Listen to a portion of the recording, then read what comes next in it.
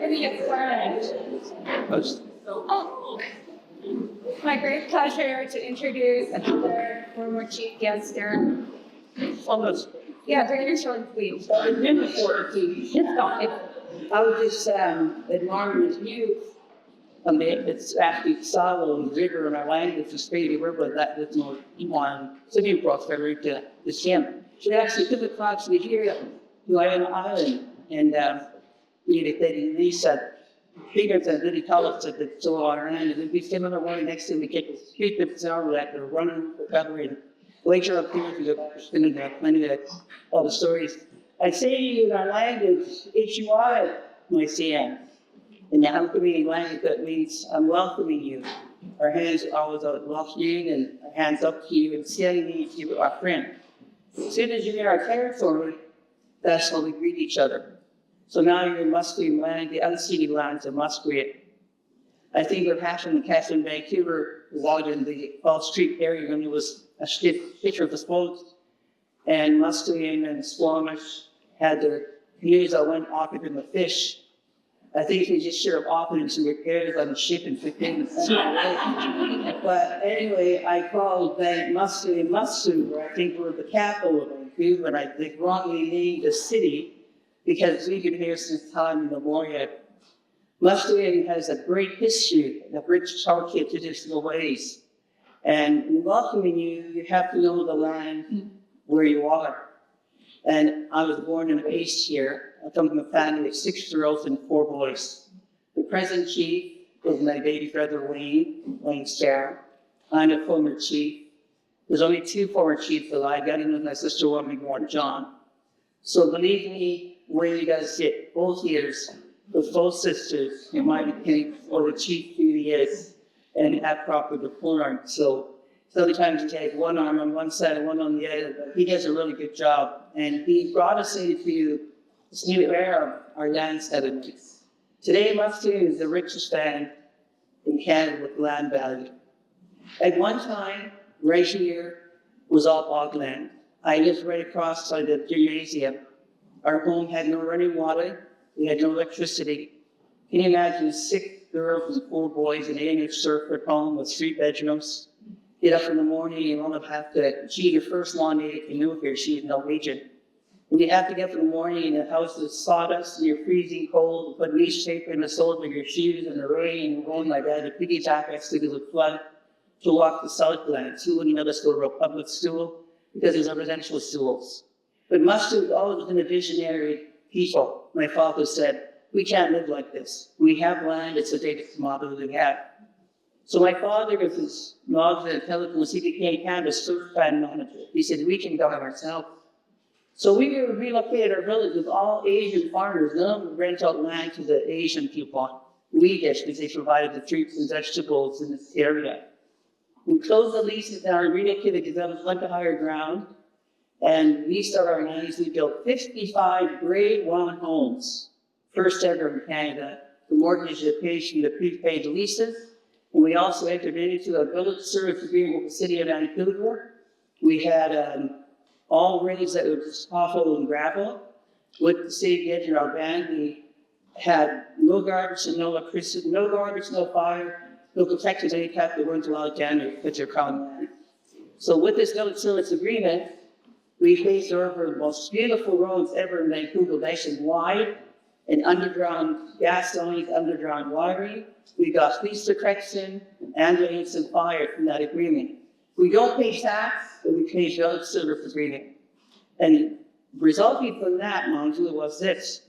The city hired a lot of our men and women to work for the state, so it was successful all the way around. We must have again had addition our situation here, then there was a lot of people going back to residential school.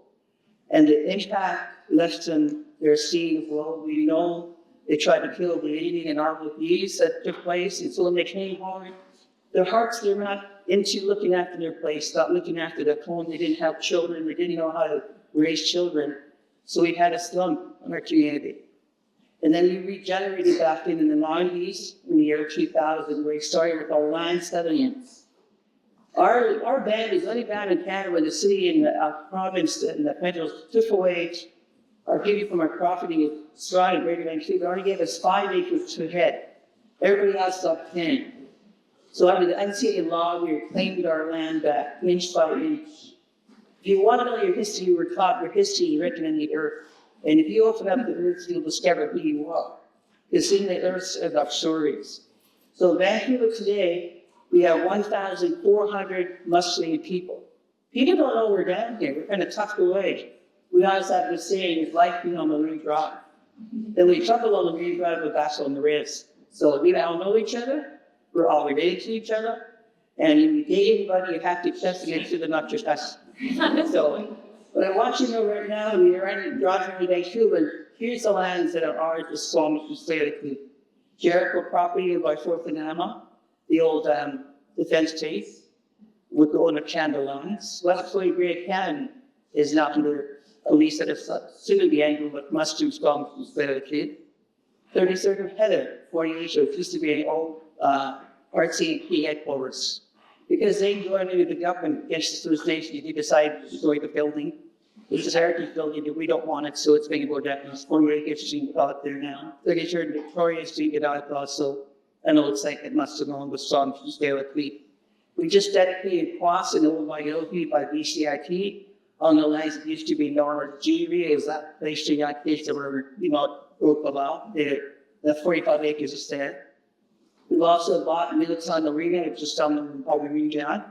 When you go to the airport on your road, you'll see the liquor store and Vietnamese restaurant with all served. That's our land. Below there is our land. There's a dedicated spot that is going to say Chicago burial ground, and that's chapter with them. That's our land. I'll give you a hint in the future with that. We're going to take it back 94. We're also going to take that down the line.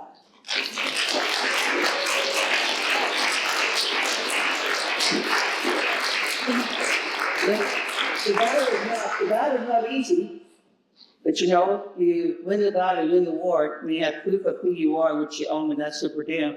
And Muslim Park above us, the city lands, they were clearing that back to us also. The province just returned back to us the Civic Spirit Park, adjacent to going to UBC. We have 50 acres, we'll be developing that, it deserves status land. And what we do is building homes for students at UBC and up for our community. 400 acres of prime property in Western Canada, Sean kick off this since after us in 4 more years. So I used to say like Donald Trump, but we're not looking at use that land city, but when it comes to real estate development, must be at the top. And I want you to know the history of how I came to be chief. My family's external with 4 boys. All my family members are involved in politics. My grandfather was a chief, and during my tenure, he passed away. Was chief, but I also said goodbye to the first female chief in Canada with the chair. And my dad is a chief. My dad, chief in council, came from Muskie, my uncle, John Sterro, Andrew Charles, and Bill Barron, who was a school from Canada. We were the first to reach a trust case, the Shaughnessy case. I was the plaintiff, I'm the only surviving person there. I claim wrong they did that. We won a stereo decision, getting our rights and entitlement returned back to us. But what I really don't like is this. What do we have to do with corporate cultural rights and entitlement? To prove that I'm here. To prove that we fished and hunted and lived. It's not a national account to do that. It's Canada, the name is our country. And we're, like we say, we're welcoming. We can all work together. The more resources we bring together in relationships and partnerships, we can prosper and grow faster and quicker. But we still have that dividing line between us with the government. Until we come out of the government, right now, it needs to know one thing. There's only 2 groups of people that awards as a government in Canada. The first one are felons as white prison and First Nations. We award to the government. We all hold the status to. So you as citizens of Canada, what should understand and know, we're fighting towards self-government. If you hear and you know what's going on with First Nations, join me. We want to be cutting upstream and say, cut upstream. We can govern ourselves, we want to be self-government. And the only way we can do that is be free from the federal government of Canada. Your taxpayer money is going to Indian American Affairs, which is $2.1 billion for 2.5 million First Nations. Accountability is not there for them. So it's not an easy road we have in the future, but the future be brighter than it was before we were taxed. Me today, I didn't carry a name, I want to leave with my grandfather's little story. He blessed my dad, he collected him. He blessed my nephew, my brother's name, Pete Away. He's shot. He blessed Wendy Faulkner, and his name is CM. I just returned from California when I came home in this 99th year. And he said to me, Albert, sit down in bed. I was needed that vacation land in my house. And he said, you don't have an Indian name. Everybody has an Indian name. You've been living so far away so long. I want you to have one before your turn, or probably before I leave you. So in his straight wisdom, he sits down beside me. He goes, in our States, they had chief of many horses, chief of many goats. You never had a husband. Your name is Chief Looking for Hudson. They gave me that name in 1998. I don't need a husband. I'm still single. I'm married. I love it that I'm actually mommy. And the name doesn't make you anyone, right? So what's in the name? And my grandfather said, share that and know what we feel with vibration from people. And I felt this year. I want you to know before I close with my sister Deborah Sparrow, Master Weaver. I'm wearing her commercial blanket. I never learned to weave it, just leave it alone because I got no art in you whatsoever. But we have three weavers in our family, like Desra, Wayne, and Robin. And it's something that's a little secret, people don't know about this, it's not shared with you. My mother was the first who got out, became the chief Norwegian. In her family, related to Lapland, it's the number one weavers. So when my sisters had taken on this gift to weave, they saw the Norway and the similarities. So you're weaving your rows together with this project of Belkin blanketing the city. You're being blessed with one of the most master weavers ever. She sat and learned the whole art from my grandfather. And she carries that with her today. And I'm always honored for every work.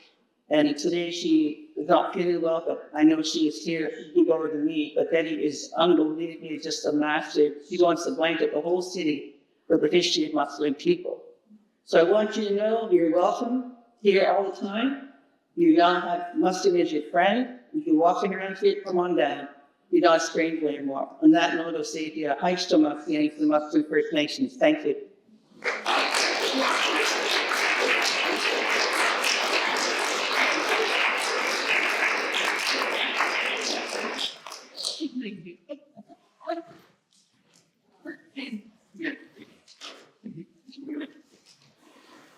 Yeah, that's great. That's really tremendous. And that's for an introduction to today's program. And we're really so grateful to be at this way. And as Gail mentioned, we were hoping that the speaker would be here with us today, but unfortunately she cannot make it. So we're really so grateful to Alberta to be here to acknowledge the ways that our situated us to demand for Scottish economic both past, present, and future.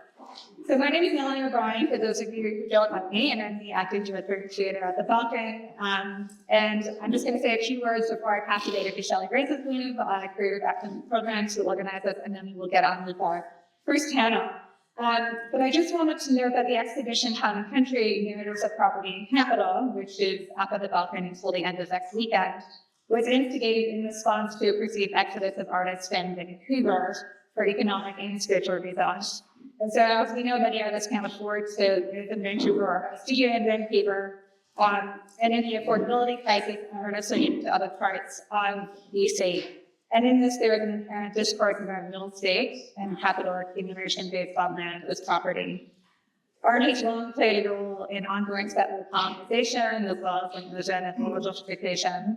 And we use the touchstones of the arts and crafts movement of the 20th century, go back to the Ramifies of the 1960s and 70s, and the cottage short movement of today to help script the exhibition.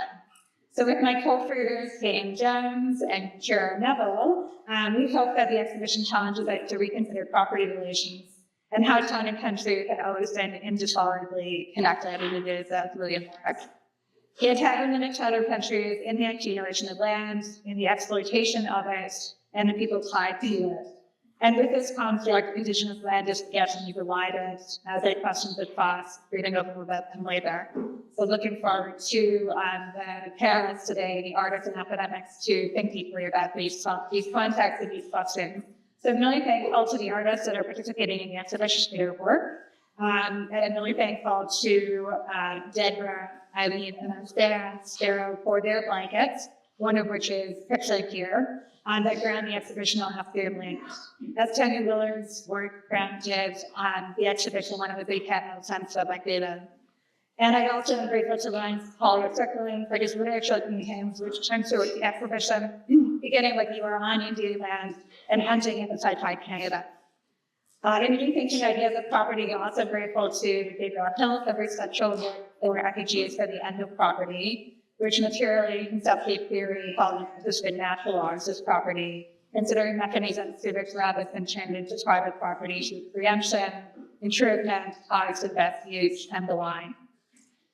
Considering the tools of gentrification, the entwined doppelgangers of the countryside and city south, the landscapes of extraction and development, the artists in the exhibition dig into the structures of territorialization. And Janet Wang, who's also here today, looks at the construction of diasporic identity, economic economies of labor. And the inclusion of architecture and parking innovation offers collective alternatives to private property, through activities, structures, land back, and gentrification policy, amongst other things.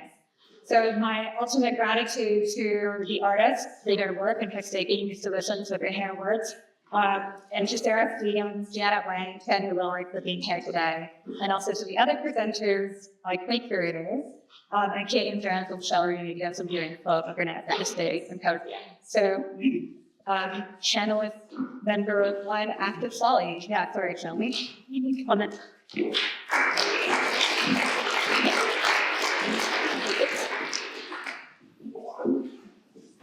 Melody, and basically Gail up your show here. It's a pleasure to welcome you to Keywords, a symposium public contemporary with the exhibition Tarrant Country. The symposium comprises two panels dedicated to two keywords, labor and land. Together, we will consider how the Tarrant Country narrative persists vis-à-vis notions and histories of labor and to the conception of land. Because the symposium is in response to the exhibition, clearing the role of art and literature in shaping the narrative, the panels will focus on questions raised by artists in the exhibition in the extension lab. Raymond Williams' foundational study of language and historical change, keywords, and vocabulary of culture and society provides a lens for us to focus on themes in the exhibition. First published in 1976, Williams' Keywords remains a formative text for understanding how language both reflects and shapes social and economic life. Williams argued that words, especially terms central to culture, politics, and everyday experience, carry histories of struggle and transformation. They are not neutral or fixed, but evolve in response to changing conditions shaped by competing ideologies and lived realities. His method of tracing shifting meanings helps us to see how language is both talent, history, and resistance. Few terms and keywords resonate more strongly with the exhibition than labor. Williams explores how labor has meant more than just work. It connotes ways in which work has been tied to histories of industrialization, class struggle, and economic change, thereby shaping how we think about employment, value, and exploitation. The exhibition invites us to consider these histories visually and materially, offering a lens on the lived realities of work, industry, urban and rural life, realities that continue to shift in an era of automation and replication, precarious employment, and globalized economies. But if labor was a key word in Williams' lexicon, land was notably absent. And yet, as Town and Country demonstrates, land, its ownership, usage, and meanings has been central to historical struggles. From the enclosures of common land to colonial possession, to rural depopulation to contemporary environmental crises, land, of course, is not just a physical space, but a contested concept shaping livelihoods, identities, and cultural and political conflicts. This symposium asks, what does it mean to consider land as a key word today, particularly in unceded territories? How do shifts in agriculture, urbanization, and ecological politics reshape its significance? And how does land, like labor, remain a site of ongoing contestation, especially in the context of Indigenous sovereignty, land defense movements, and struggles against resource extraction? Bringing together scholars, artists, and curators, This symposium both revisits Williams's keywords and expands the project. What other crucial terms, like land, demand our attention? How have the meanings of Williams's original keywords continued to shift? And how does thinking critically about them help us engage in the crises and struggles of this moment? Before we begin, I'd like to invite Musqueam for having us here today, especially Celeste Wilson, Denise Sparrow, and Gail Starrow. I'd also like to thank all the panelists for joining me in the gallery and in conversations in preparation for today, which were generative and steeped in the optimism of common purpose and friendship. Thank you to Brenna Bonger, Miranda Borges, Renisa Mawani, Sarah Stevens, Janet Wen, and Chen Moore.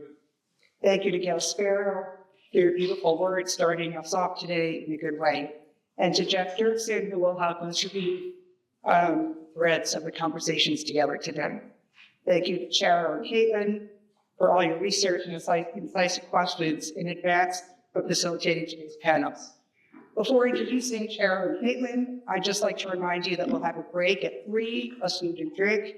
And Celeste has asked me to share that you're welcome to enjoy a walk outside today as you go down to the river, so please enjoy that during the break. Each panel will be 90 minutes long, and you'll have at least a half hour for open discussion among all of us. And now we introduce Chara and Caitlin to talk us on way.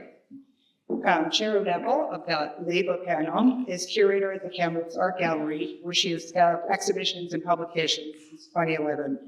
She is an alumna of UBC, graduating with an MA in Critical Cultural Studies in 2006, and during that time she worked at Belkin.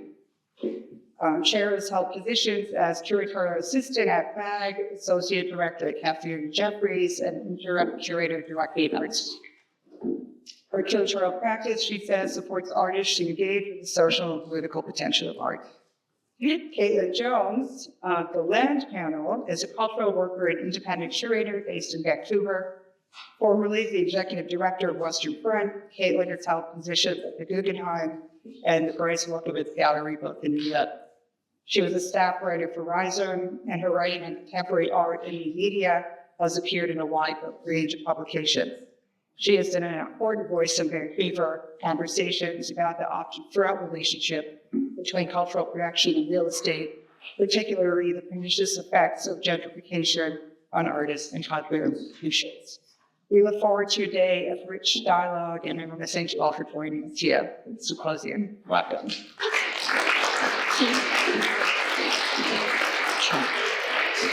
Thank you, Melanie. Thank you, Shelley. Thank you, Gail, for the introductions. Thank you all for being here on such a beautiful day. It's a real pleasure to be back in Vancouver for me and to be on the campus again. Something I realized in preparation for the symposium is how much as curators, all of you curators in the room will probably feel this.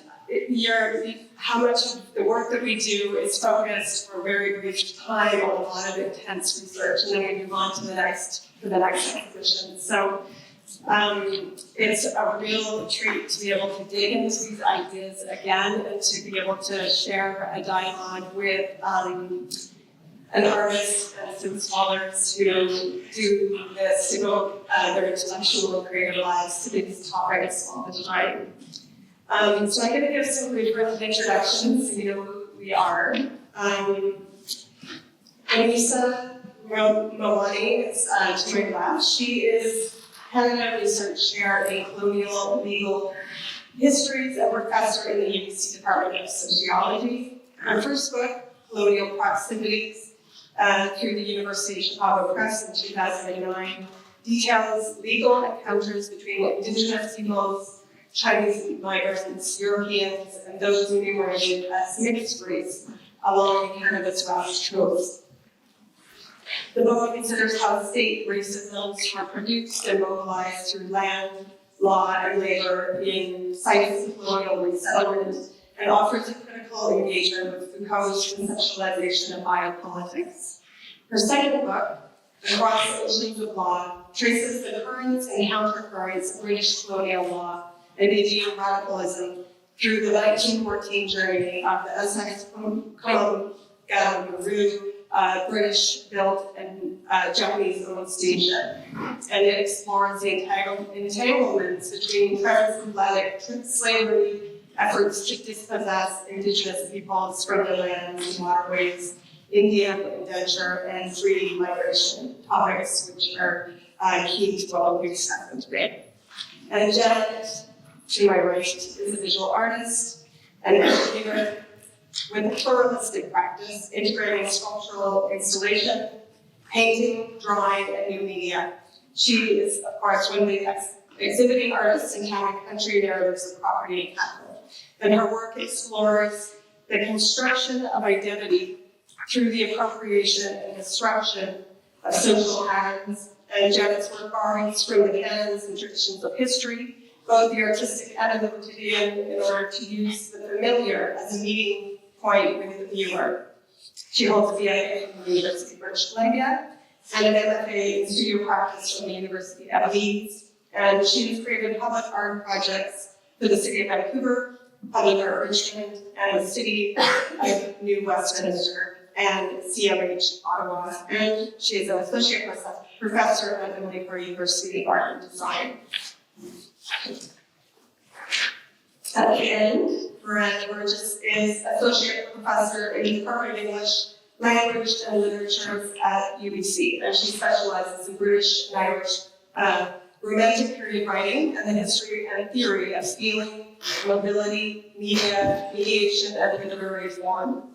Her first book, British Fiction and the Production of Social Order, 1740 to 1830, was published by Cambridge University Press in 2000, and considered the way genre and genre change mediated emergent theories of social cohesion and ultimately nationness. Her most recent series of articles investigates intersections of mobility, mediation, and figuration in Wordsworth, Owenson, and Mary Shelley. A book in progress, Romantic Transport, 1790 1830 to 1830, considers the figuration of being with others in the context of global mobility and community. So lots to draw in there. We decided as a group to begin through prompts. So we thought we would each select one image, which was an impossible task, you can imagine, because of us working in digital culture. So I'm going to kind of just start with the image that I selected, which is actually a compilation of 3 images. And I'm just learning how to use this today. So I wanted to give us some context for our conversation. The exhibition actually started with a working title and conversation with Melanie. We call it Economies and Freedoms. And so, of course, we developed the list of artists and we were focusing the exhibition. We really honed in on the problematic binary between town and country. So the key word of this panel, labor, has me really circling back to these overarching ideas that obviously couldn't be more inherited today.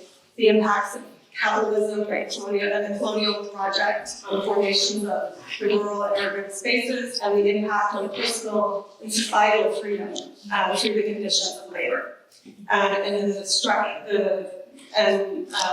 the conditions that these structures impose. So in particular, we're going to be talking about the question of labor in terms of whose labor and whose freedom. And I'm sure with the conversation around land and whose land and whose power.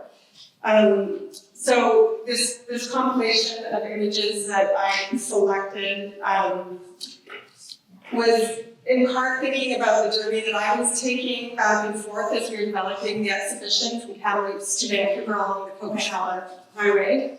So you can see the aftermath of the fires and the floods, the building of the pipeline, and of course this connection between the 2 places, the 2 institutions that connects the coast to the operator's resources and the oil that is there and then across the country.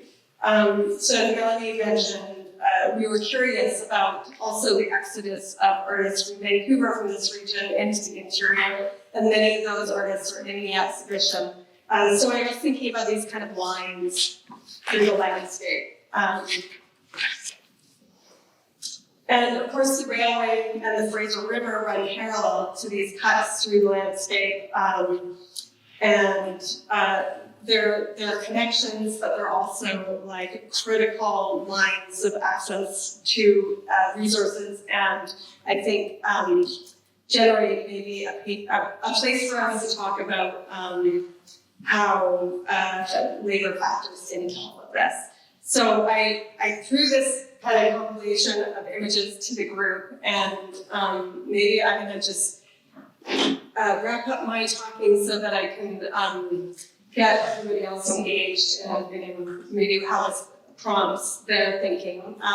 Janet, I know of it for you. This was the site that basically was your kind of mobile residency that you took with your family along this route.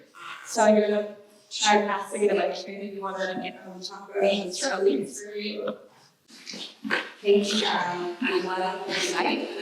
I'm feeling like it's around because I'm wanting to like speaking. Would you ever share these photos with us or many emails going back and forth as well too? It was a moment where I started to recall what it was like during the pandemic when I was locked out at my bedroom desk, teaching classes and dreaming up movement. And then what ended up happening from that is that I wrote a grant to create my own mobile residency where I would travel along the Gold Rush Trail. And everything I was looking up online about the Gold Rush Trail failed to speak of who created a lot of the infrastructure and labor that was used to build that infrastructure as well too. So that was a big part of me deciding to bring this grant and to create this residency in response to not being able to travel to the intended places I had planned for 2020, 2021. And so I was just like family, and I said, this sounds like a great idea. We're going to go camp for 6 weeks. We're going to pull a second trailer behind our station wagon. I'm going to pull along 2 kids, my husband to drive everybody because I set everything up. And we're going to go visit all these heritage sites, and we're going to understand the landscape. Even though I was born and raised here, I hadn't traveled through these spaces, and it was surprising. They all said yes, they couldn't say no to me as well too. So we decided to set off in June 2021 on this long road trip, and so we went along the prescribed Gold Rush Trail, as it is called by BC Tourism, and we stopped off at a lot of heritage sites. Little did we know, we thought we were leaving early enough that we would miss the heat of summer and the wildfires, but one of our first stops was Lytton. We were there in 50-degree heat, Celsius, or it's yes, Celsius. And I had never experienced anything like that before. And we left, I went on to our next site after we'd stopped at the beautiful Chinese history museum that was in Lytton. And then it burnt down just a few days later. And I remember being at our next campsite.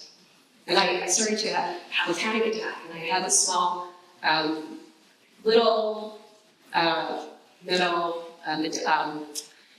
statuette of the goddess Mercy on it. And I remember I couldn't find it, and I was going through the trailer, trying to find this long cabin gear, and when I finally found it, I broke down, and I realized I was having a panic attack because I was realizing, the land is fighting back with that street.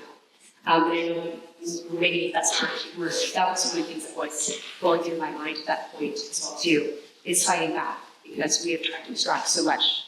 And so that was the thing that was going through my mind. But as we were going to each heritage site, and this was even at Lytton, I was speaking to the library who created the history museum there. She said that campsite where we were staying, she was also writing that as well too, but they had found this pot, this whole cooking pot, and it still had some liquids next to it, and had some bones in it as well too. And they suspected this was from where the Chinese laborers had camped, as they had been part of building the infrastructure through Lytton in the early history of British Columbia. So we were seeing all these traces, all these ghostly traces, and I was trying to understand where we were going to find these, if we were going to find these in, again, very described heritage route that we were taking.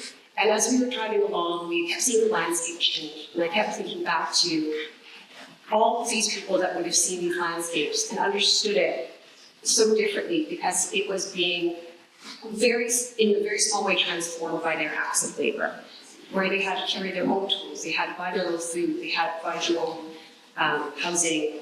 It was a very costly venture for them, and they were giving their lives also to this venture. So as we were traveling along this and trying to understand this all, it was very mind-opening. As we were coming back along the Kohala, as we were coming back along the route streets here in the central village as well too, looking at the rivers and twinning up the Trans Mountain pipeline that was being built at that time, I was seeing this confluence of all these ideas of movement, it's labor migration, and understanding all of these stories and narratives that are very uncomfortable to interrogate. And I think that's what a lot of my work has been about recently, is trying to lean into that discomfort. There's discomfort of having a isolated identity that I can never escape. Also understanding that I shouldn't necessarily be moving, it's not a stable or static punctuation. It is very much something that is always moving. It pulls down as well too. That's always going to hold separate. So that's something that I was thinking about, and that also brings me back to the idea of waterways. And I thought of that place as kind of almost like a shore where it's always moving and changing and shifting, and that water will always come back. We're talking about flights, we're talking about fires, we're talking about the land coming back, even as much as our labor tries to shape it in our image. We're going to see that that's always going to be the case as well too. But I just thought these images here brought me back to all of those emotions that we were feeling as we were going through. And it was very important for me to have my family with me because it wasn't just my singular experience. I was experiencing actually bringing all these other people with me as well too, and understanding how they were seeing this as tourists, how they were seeing this from the youthful perspective, how they were seeing this from, we as students who are learning more than I knew when I was in school. I never knew anything about Chinese Canadian history. I think in the 90s, I saw that Heritage Minute. I don't know if you guys remember that one. But that was the first time, and probably the last time for a while, that I ever learned about the histories of Chinese labor that helped to shape what we have today. Yes. As we were talking, this preparation too, where letting all of you know that there is a dedicated Chinese cemetery in Kamloops, which is based on the neighbors that went into the land with their own ways so that these spaces could be egalitarian. Obviously, it's probably kind of compared to and when you said waterways would be one for you, there are many lessons on this too.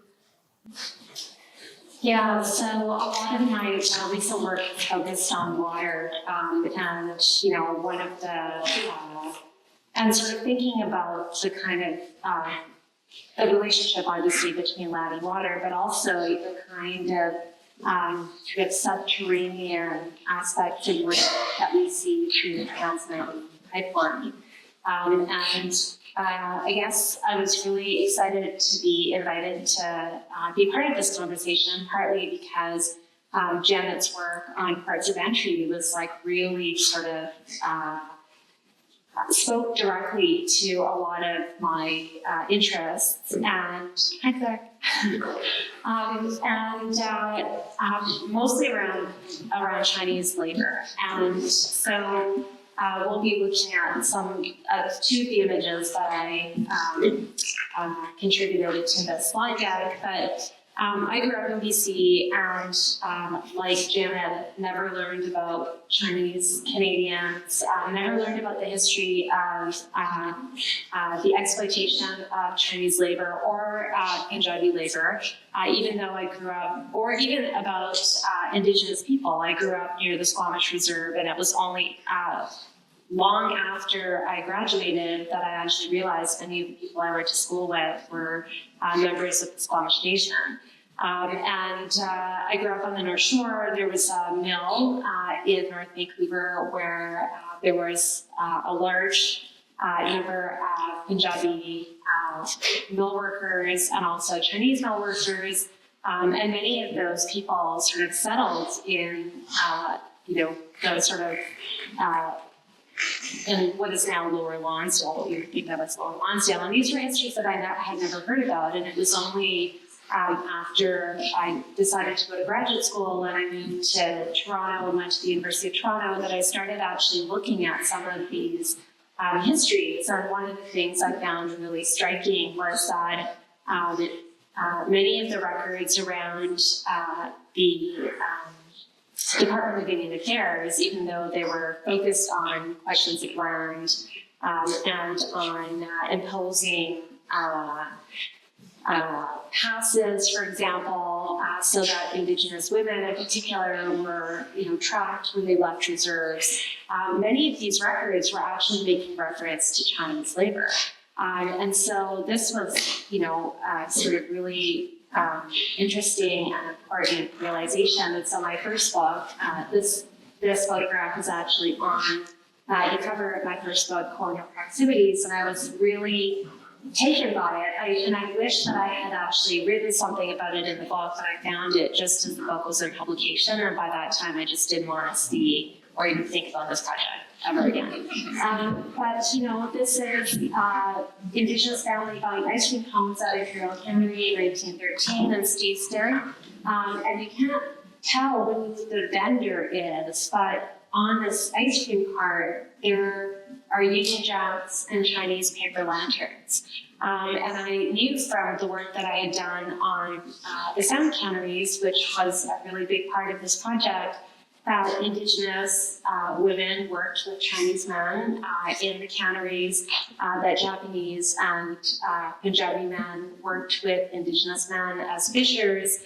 And so this was a really amazing sort of image to me, in part because it demonstrates Indigenous joy of eating ice cream, and also just the sort of imperial signifiers of the Union Jack as the kind of force or power that brought all these people together, that brought Chinese labor to what is now British Columbia, that was really insistent on building this infrastructure of the railway. And so this was like a really important kind of microcosm of the kinds of relations that I was trying to track in that project. And so when I saw Town Country and I saw Janet's contribution in particular, it really sort of blew my mind. Because of the emphasis on ports of entry, on waterways, but also because of the kinds of diasporic identities she was tracing in this bigger project.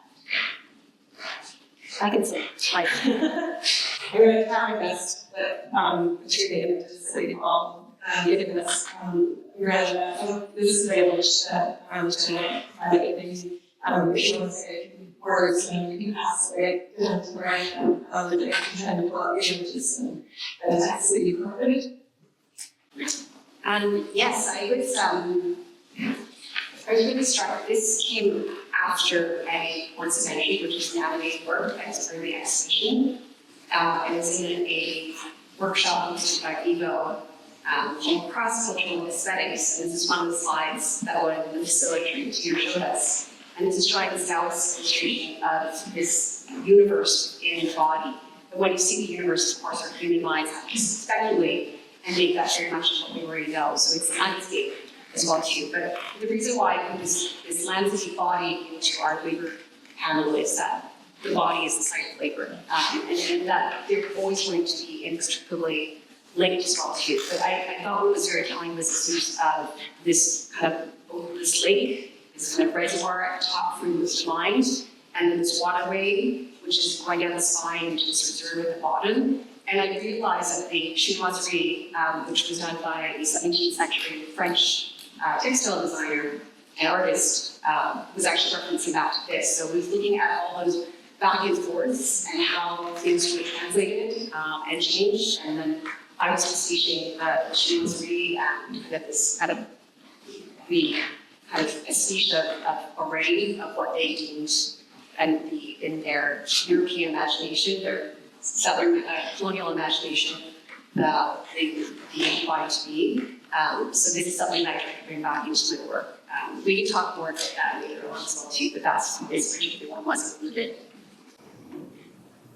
As we were preparing for this conversation, I think it would be fair to speak for my friends and colleagues here when I say we were really pleased and excited by some of the city projects that here we have various things we're thinking about at work. And when I had the pleasure of walking through the exhibition on Salvador's work a few weeks ago in preparation for this panel, I took way too much of Shelley's time. I got very excited about all of the various artworks that were on display and how much they had to say about the poverty of town, actually that was later, and how much they had to say about them. So this is such a great opportunity, and I really appreciate it. In a way, I'm ready to provide a bit for this conversation because I work historically much earlier as a picture of the 19th century. And so I'm going to try to use a couple of connections between that sort of the 19th century scene in Brighton and some of the things that we've been talking about that are going on in that settlement and colonization. And also trade collaboration, which are equally important. So I'm going to start with Raymond Williams, actually, and I'll say that I love keepers. It's my favorite of Williams' books. I don't like Country and City, because in Country and City, Raymond Williams says that William Collett wrote long roads and didn't let that new experiences, while Jane Austen safe in the car, getting his name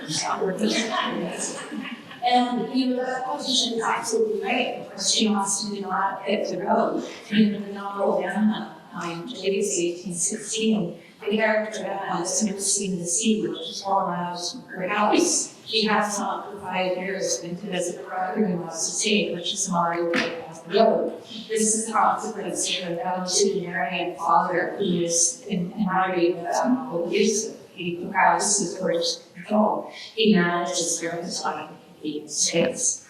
And this management of Emma's this lack of mobility that occurs to Emma, that then shows up in Raymond Williams as a division between knowledge and installation, being on the road and being indoors, actually feels to me about everything to do with the exhibition, almost to break down boundaries between town and country, and wants to think really critically about neighborhood society. So the thing that I love about Raymond Williams, which is not in Country of the City, is that he works those two things that I think are really powerful, and that we see sort of taken up in various ways in this exhibition. One of them is found really stringent and self-describing critique of Marshall McLuhan's feminist media theory. That is, Marshall McLuhan says that who people are, who societies, what societies are, how people think, how societies are organized is overdetermined by technologies that dominate and given historical moment. Raymond Williams describes this far more dialectical. He says that technologies, including infrastructures such as, for instance, highways, which we've been talking about, are shaped by the people who make them and information of those people. So for me, the ability to talk about infrastructure in non-technical terms, like is a gift, and to talk about sociology. Sociology of agricultural infrastructure is a gift. The second thing that Raymond Williams makes available to artists and to thinkers to become close to 50 years since that book was published, is this bursting oil idea of what a medium is, via the concept of mediation. Mediation is a negotiation. It overcomes conflict, sometimes here instead. So if you look at media history through Raymond Williams' perspective, rivers are media, highways are media, oceans are media. So that for me, this thinking about media history is culminated in another book project. I call it this family 2 books. It's hard to prioritize the two. I'm ADHD person, so it's really hard to prioritize the two. But the other book project is on the category of materials and media history, and sort of an infrastructural account for the catalyst of mediation in the 19th century, including mediation here. So when I looked at Cheryl's image of the highway between what's currently called Kamloops and what's currently called Vancouver, and I thought about what Jen had to say about the history of some of these highways, I thought about an undercutting system. I thought about canal networks that were developed to create the last decades of the 18th century instead of early 19th, which transport historian Richard Phillips said, quote, converted the exterior of the country into a coast. So what does that mean when you turn the country inside and out? When it suited me when in the great age of maritime exploration, and as Howard Sutton in the recent article has talked about, have massive displays in population shifts in the Middle East, such that perhaps the dichotomy is necessary to be invented to counter those shifts.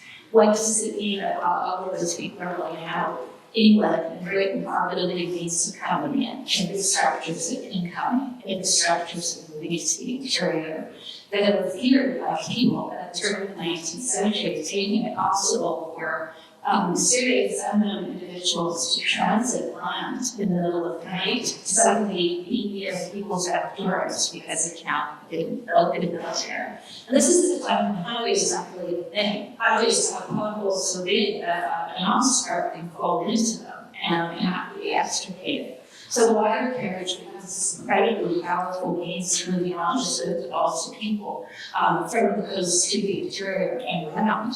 And I think it's really interesting. One of the images that I provided is a series of ships on the 4th and 5th Canal, which is a ship canal, which is described in tourist accounts from the period as a shock for tourists if somebody seeing an ocean of a ship in the middle of the forest. Because in cornfield, of course, you can't see the canal where the ship is. You can see the ship on a full scale, but when there's cornfield, suddenly it's not home. And I think, you go more to elsewhere that managing fears of income, managing fears of mobility within Britain is a really good way to turn people's attention away from all of the populations that are outgoing, that are being displaced, that are going out to do settlement. So there's kind of a relation of metaphor that accompanies the process of denial, if you like. Particularly, we're feeling Wordsworth, who is a poet who was deeply unfashionable now. There is a chapter in the last period study is not a poetry, it was sort of for basically Wordsworth poetry simply as kind of a poet of sad nature and racist, both of which was, he was simply a racist and he did write about nature as sad. But he also very interestingly about population transfer. The way his anxieties show in his poetics are pretty fascinating, pretty important. So I want to give you an example from Wordsworth and talk about how that showed up in the prehistory of some of those exhibition talks about.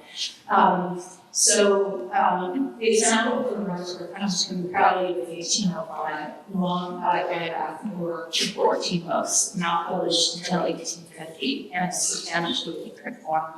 In book 7 of the probably Wordsworth talks about going to St. Colony Fair in London and seeing the people of London moving through that interior space. And that interior space is marked by income. And so he lists people dressed in the typical clothing of 15 different ethnicities, all coming together and making him terribly anxious because Wordsworth was only explaining the estate, the city for the country. And of course, that constant error of escape is kind of the same factor with a lot of separate and actually dependent on each other. They're not work together.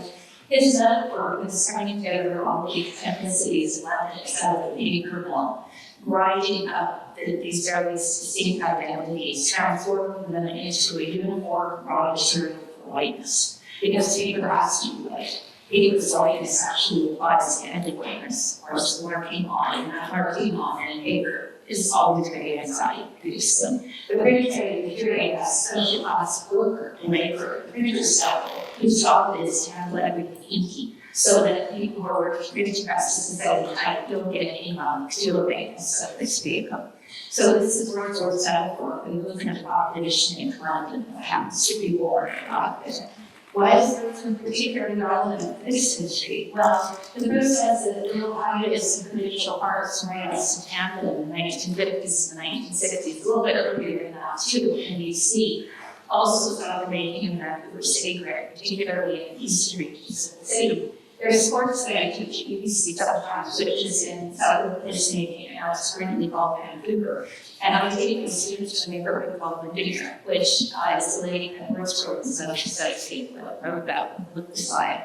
We're sort of probably everybody knows wonderful days that long race and the coast all the way down to this Larry B. dancing in the breeze. In the neighborhood has lived here, the traffic circles that active school. So there's this use of wordsworth with his claiming of the country identity and his anxiety about income and Kamloops supported also about outputs that's been used by settlers during the 20th century to claim Vancouver for themselves. And so it seems to be very relevant to some of the work that's on display here. In particular, sharing the Atlas name several Harmony Jones's and Gabrielle Mirabel Hill's work at labor implements and land claim, the way that those implements transform land. It has everything to do with Gemma's incredible animation, Force of Entry, which shows a dynamic you can see a series of sometimes derived to images and they get lost in it. That this kind of wonderfully playful work takes up in kind of embrace the history of the Symposium of Vancouver earlier in the 20th century, that people following his work and was with anxieties. And I just say we're already in that spot. And I was thinking about the idea of play as exhibition. It's a very critical exhibition. Ellie Grant talked about it during our walk through. I thought about one way and its ideas about play and transitional objects. We talked about children imagining relationships with transitional objects as they move away from their parents to a sort of broader set of social relations. And the attachment to the transitional object is incredibly fraught and incredibly powerful. And the reason that I'm reading this connection out is that this kind of play is definitely serious. It really is definitely serious and critical. I would like to think that works in that exhibition are labels in the same sense. One of the I know that Valerie's work in particular really resonated with you. You and Shelley were talking about the sound of the polishing of the boot, you know, and then you see the doppelganger of the country Belkin actually just kicked out of his space where he doesn't belong. And then of course a beautiful wallpaper, which kind of replicates this over and over again, and it's an ode to Willie Morris, of course. Vanessa, did you want to pick up on that at all and just say kind of William Morris in relation to her thoughts that Verona's thoughts and start to be? Well, actually, the piece that I thought was really interesting and really sort of spoke to some of my ideas was Gabrielle Laurent Hill. And this is a composition of objects that were deaccessioned from the North Vancouver archives. So this includes houses and fences, scrap metal, which were taken from the site where the museum is, and where and were first shown at the Polygon. And so this I thought was a really exciting piece because it talks about,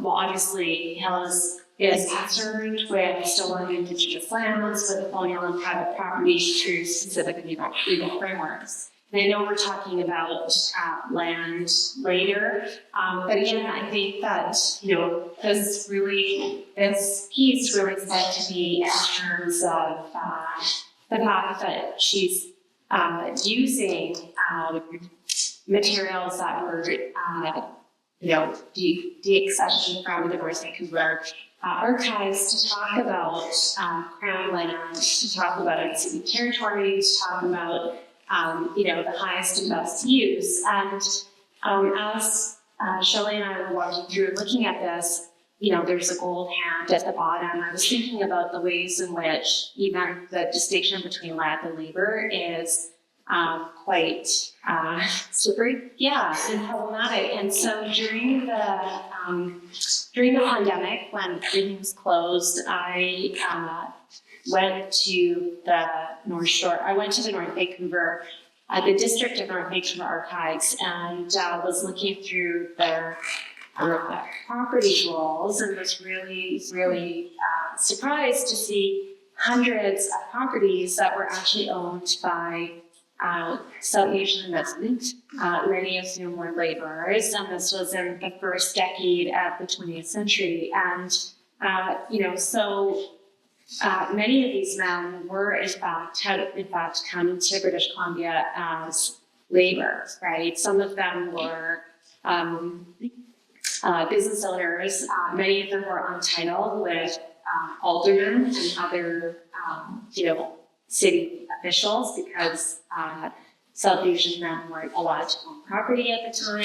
And this raises questions as to why would, the city or the district around Vancouver be selling land to people who weren't lawfully allowed to buy it. And part of that was about raising enough capital to develop an infrastructure in what is now North Vancouver. And so I think that, even this distinction between land and labor is really a very messy one, because of the fact that many of these men who came to work the land and to work in the resource industries were also buying up land themselves. And were encouraged to do so in order to raise the capital that was necessary to develop an infrastructure, to clear the trees, to build roads, because,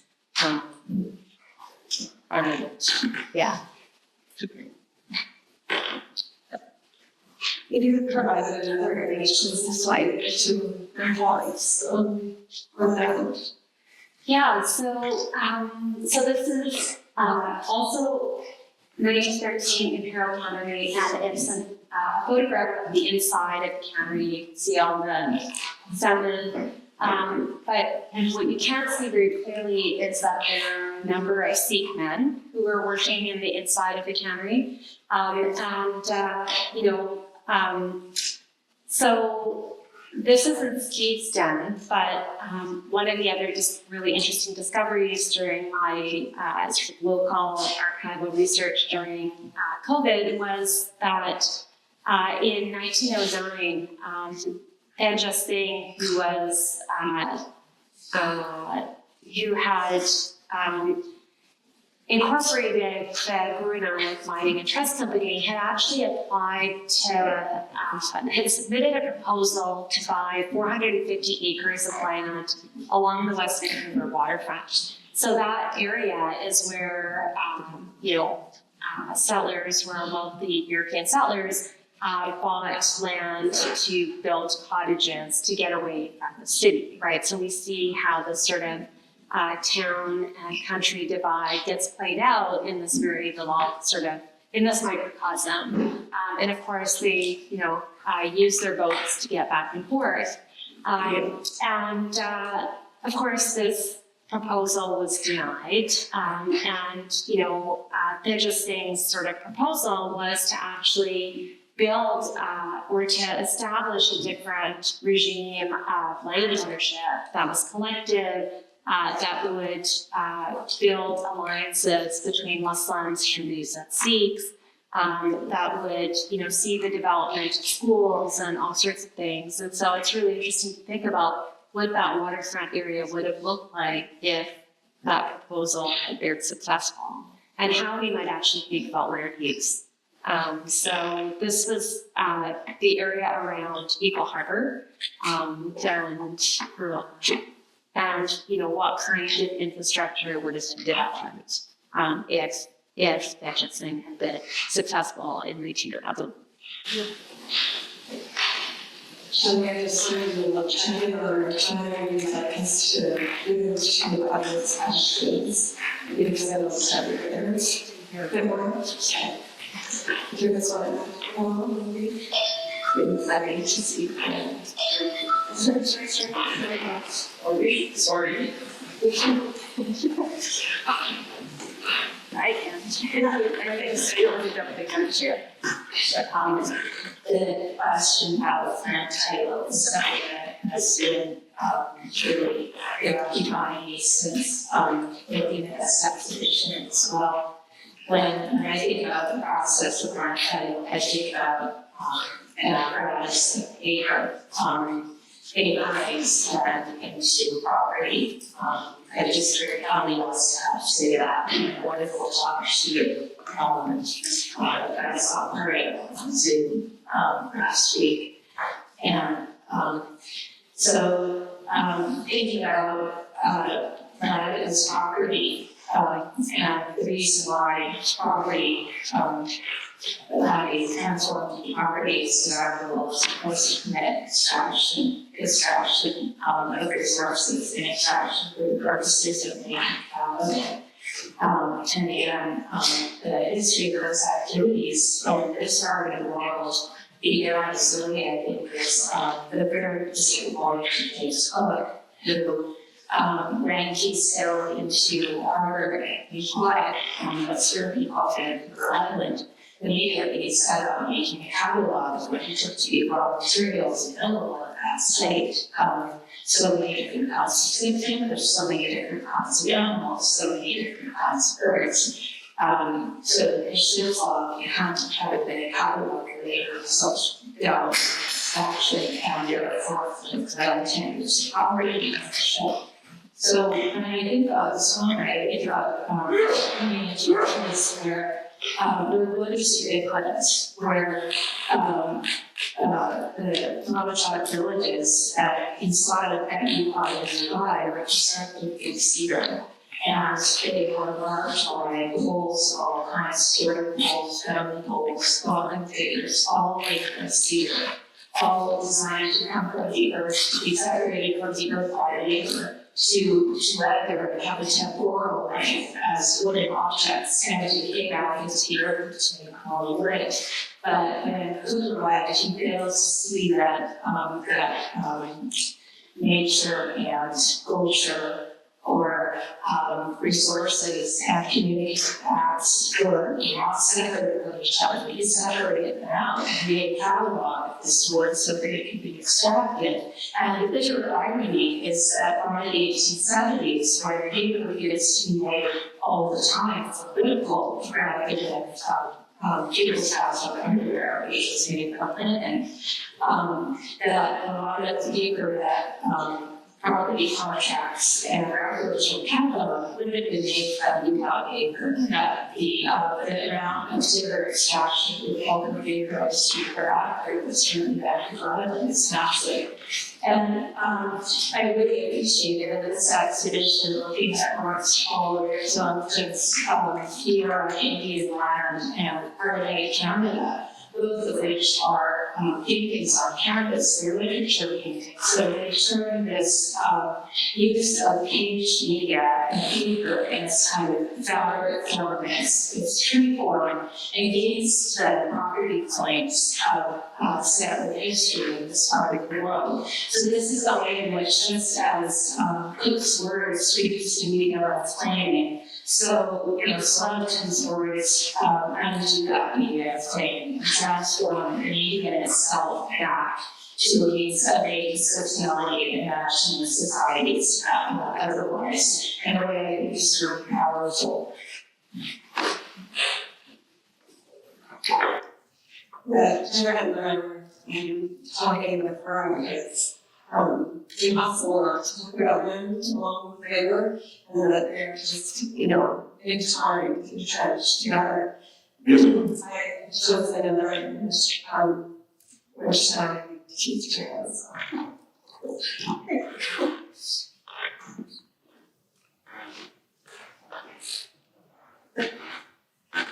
which I just, I lived in Kamloops for 13 years, and finally went to this lookout point to the native signs of the mall, where the organizes per old cattle. And I lived in 1812, where Kamloops stood at a national crossroads. For 50 years, the main focus that inland fur empire until the roaring mining boom of the 1860s. Ranchers and cattle and horses replaced the miners. They settled and stayed to see two railways bring prosperity anew to this land of sagebrush, sun, and greenhouse. I mean, like, that captures everything. Right there, this idea of progress, means and complete orchard of people who lived there before. It's like seeing and kind, right?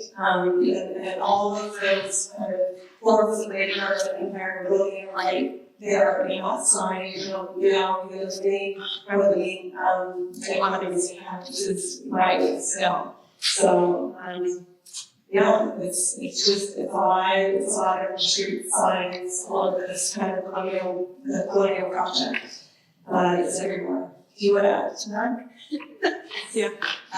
When I saw the design, it felt very rich as a kicking off point for us as well too in this discussion, because I was thinking in my own work how I'm trying to use all these vehicles of visual language that we are very familiar with, and this feels like a caption to this very epic landscape that I'm thinking about, like early 20th century illustration, like Howard Pyle would call his images of cowboys going into the frontier. He would call it picture making, right? It's good old North American picture making. And I wanted to kind of push back against that with the animated work. I'm not an animator, but I did animated work and work with students with Emily Carr to create this piece. And I chose the style of animation and this idea of the cartoon because I wanted to go back to when it was that Looney Tunes violence. I would have that, it wasn't even an undertone, it was just always there, right? You think apple being dropped on the head, being thrown out all the time, that they would magically pop up and reappear. But what would happen if you took away the hero, that cowboy foregrounding and everything as well too? And you're left with all the other people who haven't been shown along the way. And so I tried to put in notes of humor. So I remember always, there was one image that stood out, I could always, it was like, Tom and Jerry, I think was a mouse, he'd always put himself to bed in a little sardine can, and he'd roll up to the sardine can lid. And so I made this image of Portsmouth Entry, which is just first, this big panoramic billboard.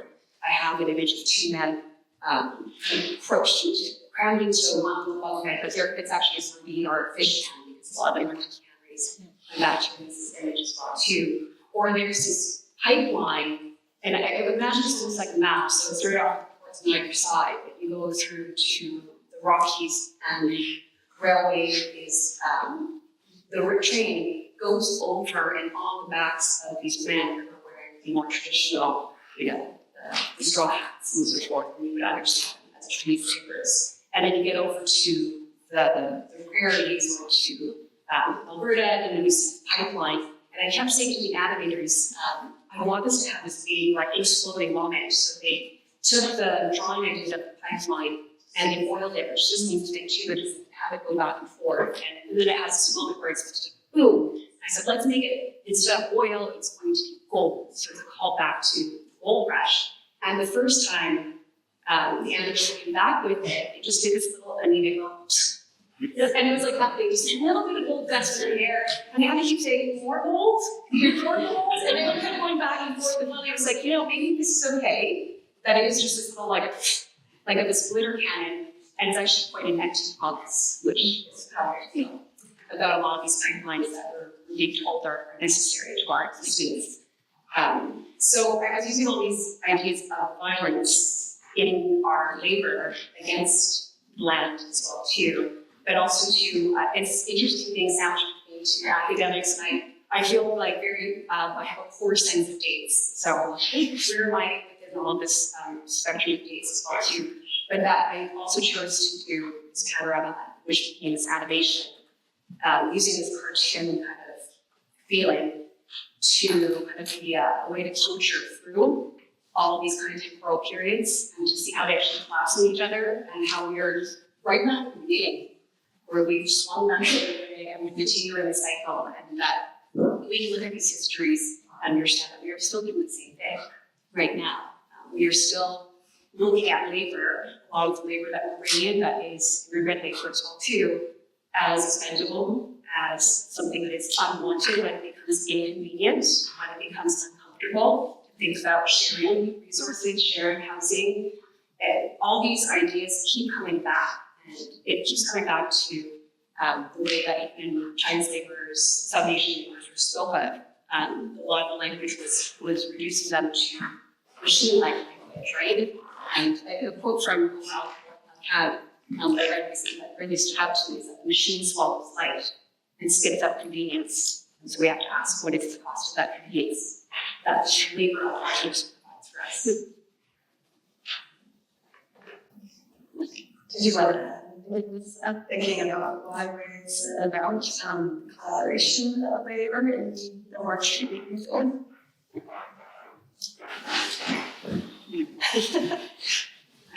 Well, I think, so,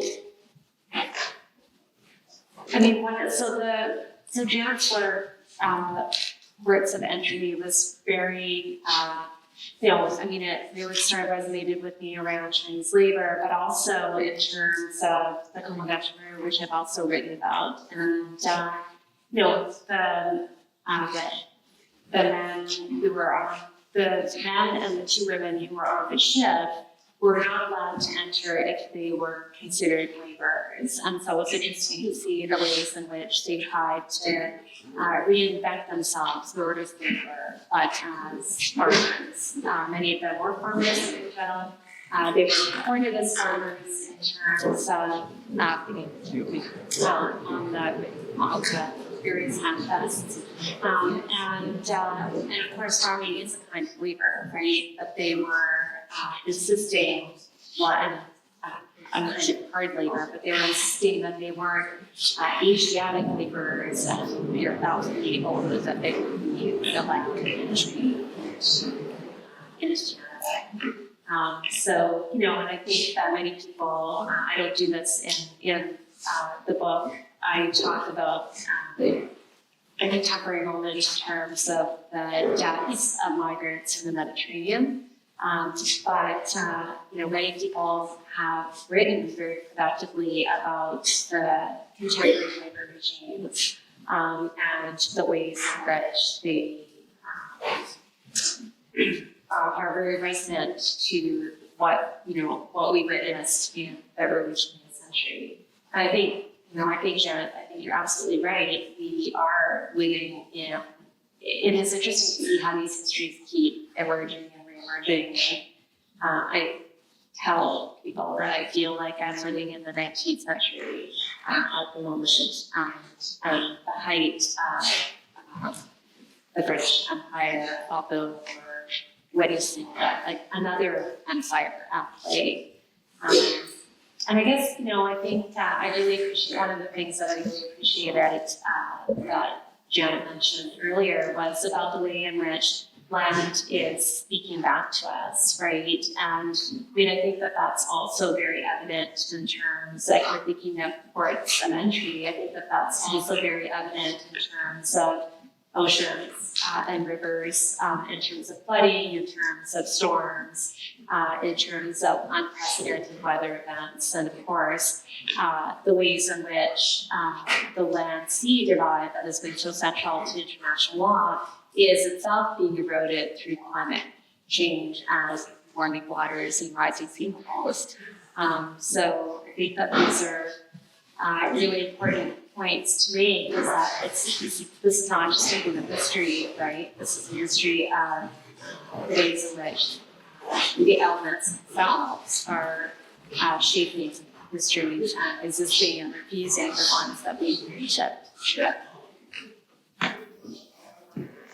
Well, I think we're really a good time reading all the shows to contribute, and I'm really glad you're listening. Shall I take the background to people? There's a channel. Thank you. I'll just project, if anybody wants to contribute a thought or have a question, we're just gonna open it up now. Naomi.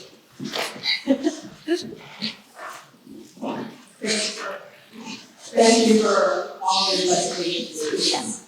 Those who don't know, I would see images that become popular for John's law.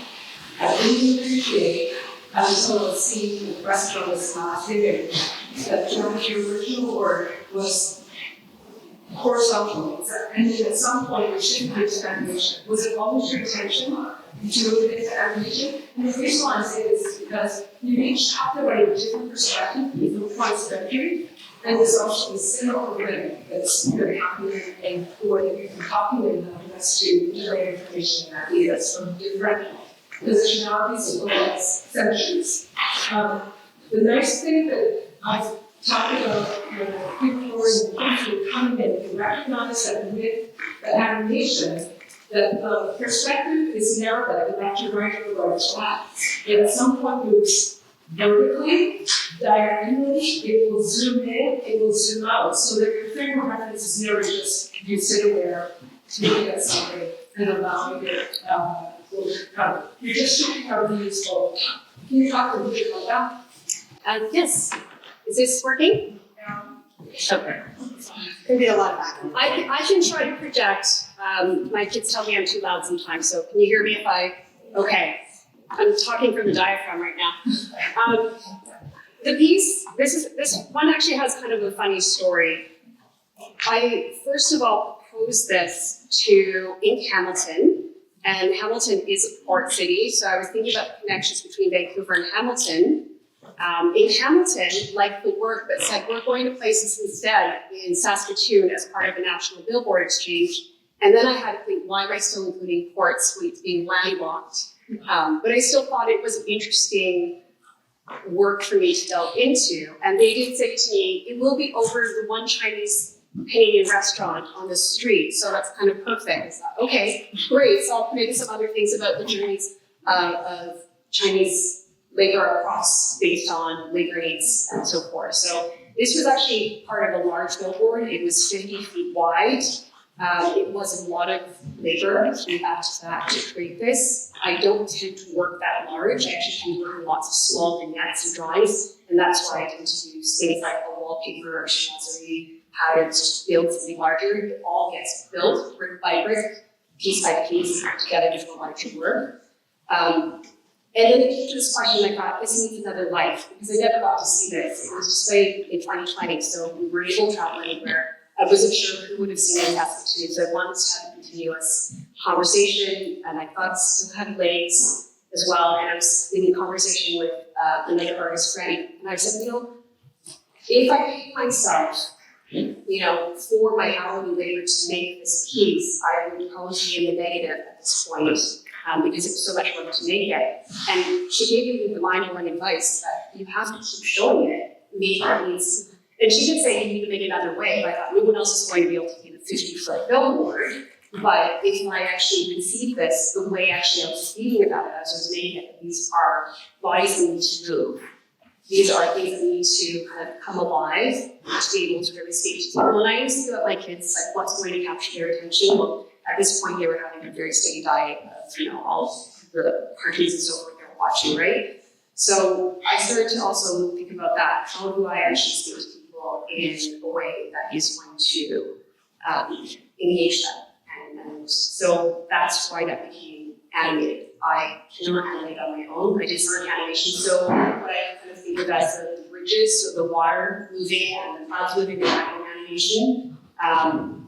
But everything else I did in concert with these two animators. So there's a lot of work to actually come back and forth between them. And luckily, I have the grant to pay them. And so this is actually trying to understand how do I actually expand what I make, and how do I actually not feel like an artist's work is going to be this kind of begrudging kind of act of love in making something. That was actually to feed into other people's experience, bring them on board, and actually have these really sincere conversations building it. And it was never going to go left to right. I mean, that's because there's so much jam-packed a huge part of it, because going back to Kyle's illustration, we had to go from the mind through the body into the face, and then we had to travel across. And if you think about the first slide, that term is the roots. You know, we are always being pushed around by whatever landmass, whatever waterway is there to us too. So that's so much more that we've been having to not just go left to right as a school. And I think also the idea of verticality comes back to also how other languages are read. We're not always from left to right, we're not always from top to bottom. And just also thinking about that visual image reading into space. So I wanted to capture all that within space. Thank you for the question. Seems to have 2 minutes slowing down. Maybe we have a little bit in the past earlier questions or thoughts. Lonely, hungry, always. What is it about? The next here is Creating support for lunch with the occasion. My question is to Anita, but it's only one. We have to look at these archives of humanity Vancouver, and we think that they look at these labor histories and archival histories, people often read. So when I'm thinking about this relationship of the visual medium with the land and people, like how do you see photography in relation to the land, especially the medium itself is so attractive, right? And then documenting these archival histories. And second, when it comes to thinking about if the salvation and the other laborers who are coming in and settling out and what the restructures, what were the other systems of understanding land, relationship with land, they were bringing in through this movement to the waterways and the oceans. Did you come across any such kind of outside anxiety and goals or any kind of, writings, as you know that there are these communities which were being formed around in these areas. So I'm interested in the data that when the labor is also on YouTube and communities, how is it that they're forming communities and they're also coming up with these other ideas which are outside this logical elimination and outside this capitalist mindset or not of extraction, disconnection. Thank you, Samina. You should really answer the question about photography since you're an expert on photography. So I think my reading is like incredibly crude, and we'll have to talk more about photography and my use of images. Because I actually use them a lot in my work. And, part of it is to think about, this particular image is really to think about the title of my book, which was Colonial Proximities, right? And, the ways in which these sites of labor bring different people who are believed to be sort of racially predisposed to certain kinds of labor together in the same place. Why would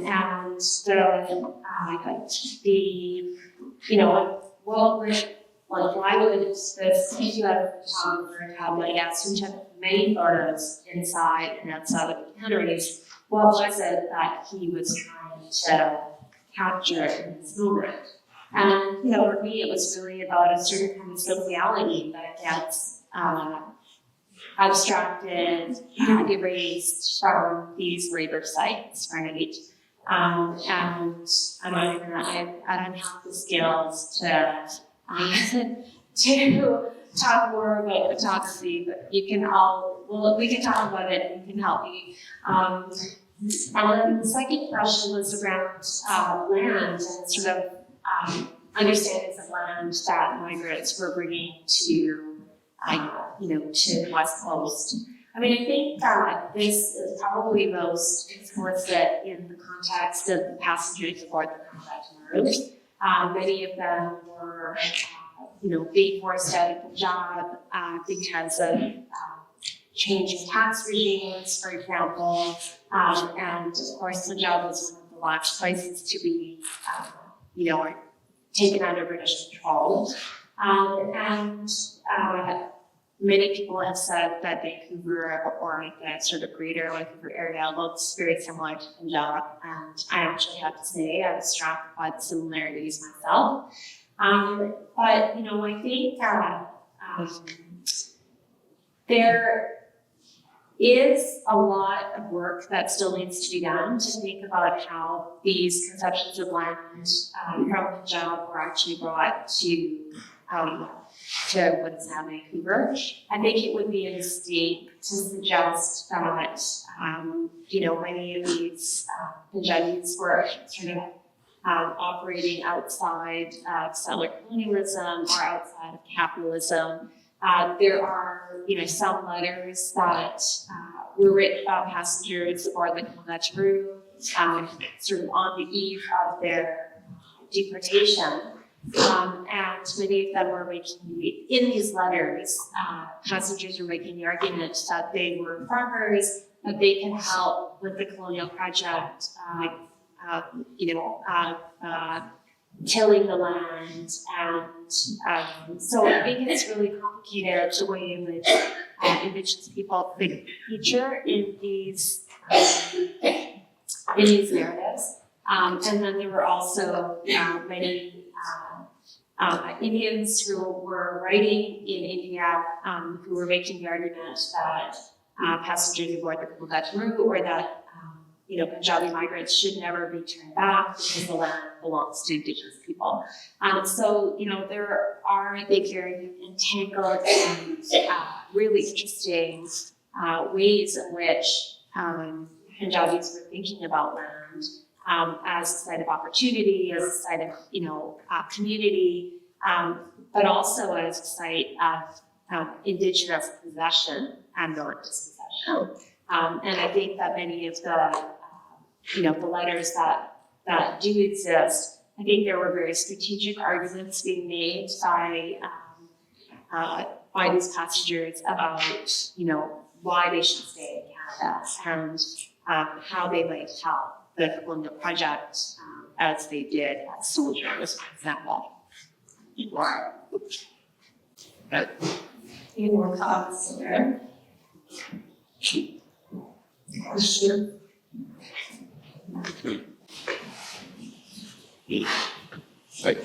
One, Sure. what's creepy? Dexter and myself, we should hear what the spirit is here. You see, from you, these, there's like, had the, having, kind of, if you are, if you are students, there was the ways and the story to what the world inclusive of the hidden side was that symbol. This to weakness that we rather thank you all for this. We will say from what is familiar is the word that that's the idea of it. How that we liberation, how the meetings as a wealthy Catholic and peace, how it we took something that's it progress and to utilize as a tool, this tool to break apart the tingling glass or more of the need for exploitation to things that separate the usually market how like this and how like industrial solidation of the nation. God, you're separated. That great. You need other language. And I was so sick to talk about me about how it comes Brits. Words from objects. We already see now. It's just how that should is relation to the thing. So you could be really so that we can out of this see it's like how it is it's feel keep wish because they always make me see hard stand up still. So I'm just going wrestling at this hold and experience expressions that they feel that I step in front of animation of it. One takes all the same violence for house is so much. We have to be so big. Did you want to supplement the table so better? It's like, and since they're like, I'll just song to you. Yes. There wasn't really a question, but It's minutes and everyone should know already. it means Well, I think it sounds like you're thinking a part about how the number of topics and ideas and images that are in the exhibition that we've been picking up on too kind of comes together and inform each other. Because as we're talking about everything is all listening to this conversation and how the diverse are looking at, and it sounds like you're sharing that experience. But I mean, we could take it back to Raven Williams and reciting ideas with this, and the idea that the genealogies works really powerful, and that there's some of those analytical thought technologies we have, right? As people make works and works change forms, they this problem.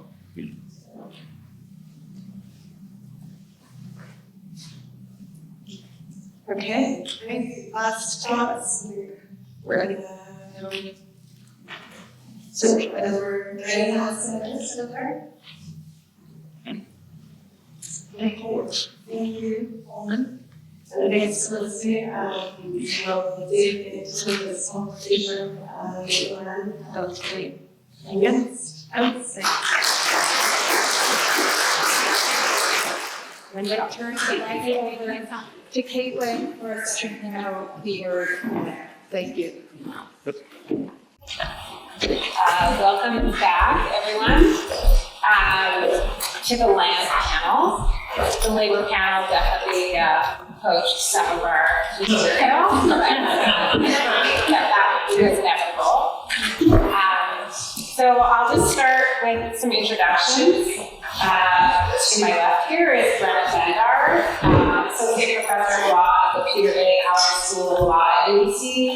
For research and teaching broadly aligned with property studies and legal theory, spanning disciplines of property law, critical theory, colonial legal history, critical race feminism. Her book, Colonial Rights, Property, Law, Land, and Issue Schemes of Ownership, was published in 2018 through University Press.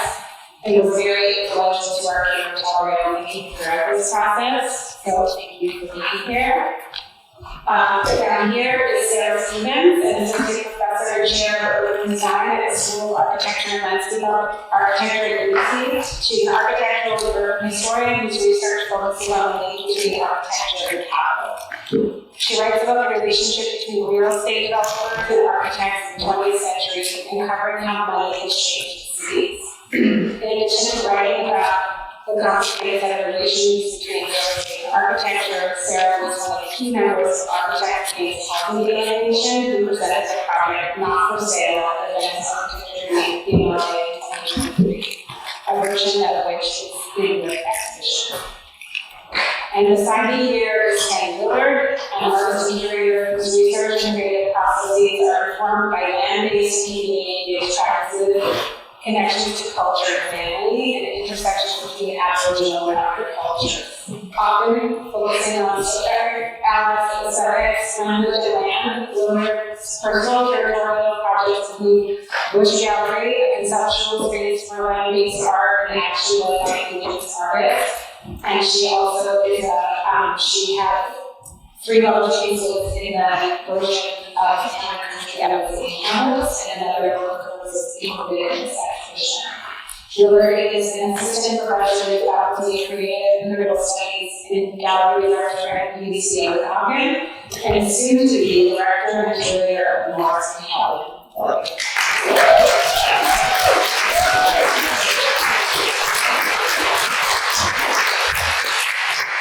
Shelley gave me a brief introduction at the beginning, but I just wanted to just say a little more as an independent curator and cultural worker. For the past few years, I've been looking closely at what I'm referring to as infrastructures of our world and world. The physical, organizational, and political policy frameworks that shape our cultural institutions that inform production, distribution, and reception of art. In particular, the impacts of real estate practices on the lives of our cultural communities. So I'm just really grateful for the opportunity to have been able to curate this show with Melanie and Charles and to be here in this really incredible place that we find ourselves in this afternoon. So we have a lot to talk about. There's no shortage of things to talk about. And the question when how are we doing this? It's just talking about it pretty fast. So I'd like to tie sort of the first set of questions or thinking to Dave Hill's work for effigies, for, now I'm going to forget it, because it's great, for effigies related property.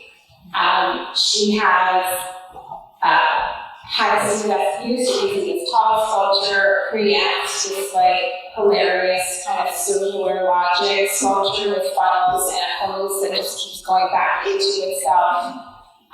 Belong, which is this longer piece on the ground, and then the last piece was called Improvement, which we unfortunately weren't able to have in the show.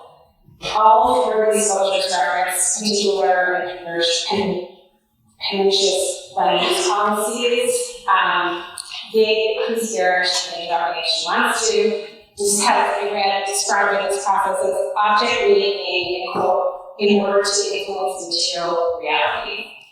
So by making these ideas into effigies, these ideas are supported that privatization of land into sculptures, and these really kind of precarious, almost hilarious ones in some instances. She really points to the fact that these are ideas to preempt property or high-security. They're kind of ridiculous on their face, and they're ideas that have taken on a material reality. By making them into sculptures, we get, or sort of really parsing them apart, we get some power over them, illustrate the potential to knock them down and undo and remake these ideas.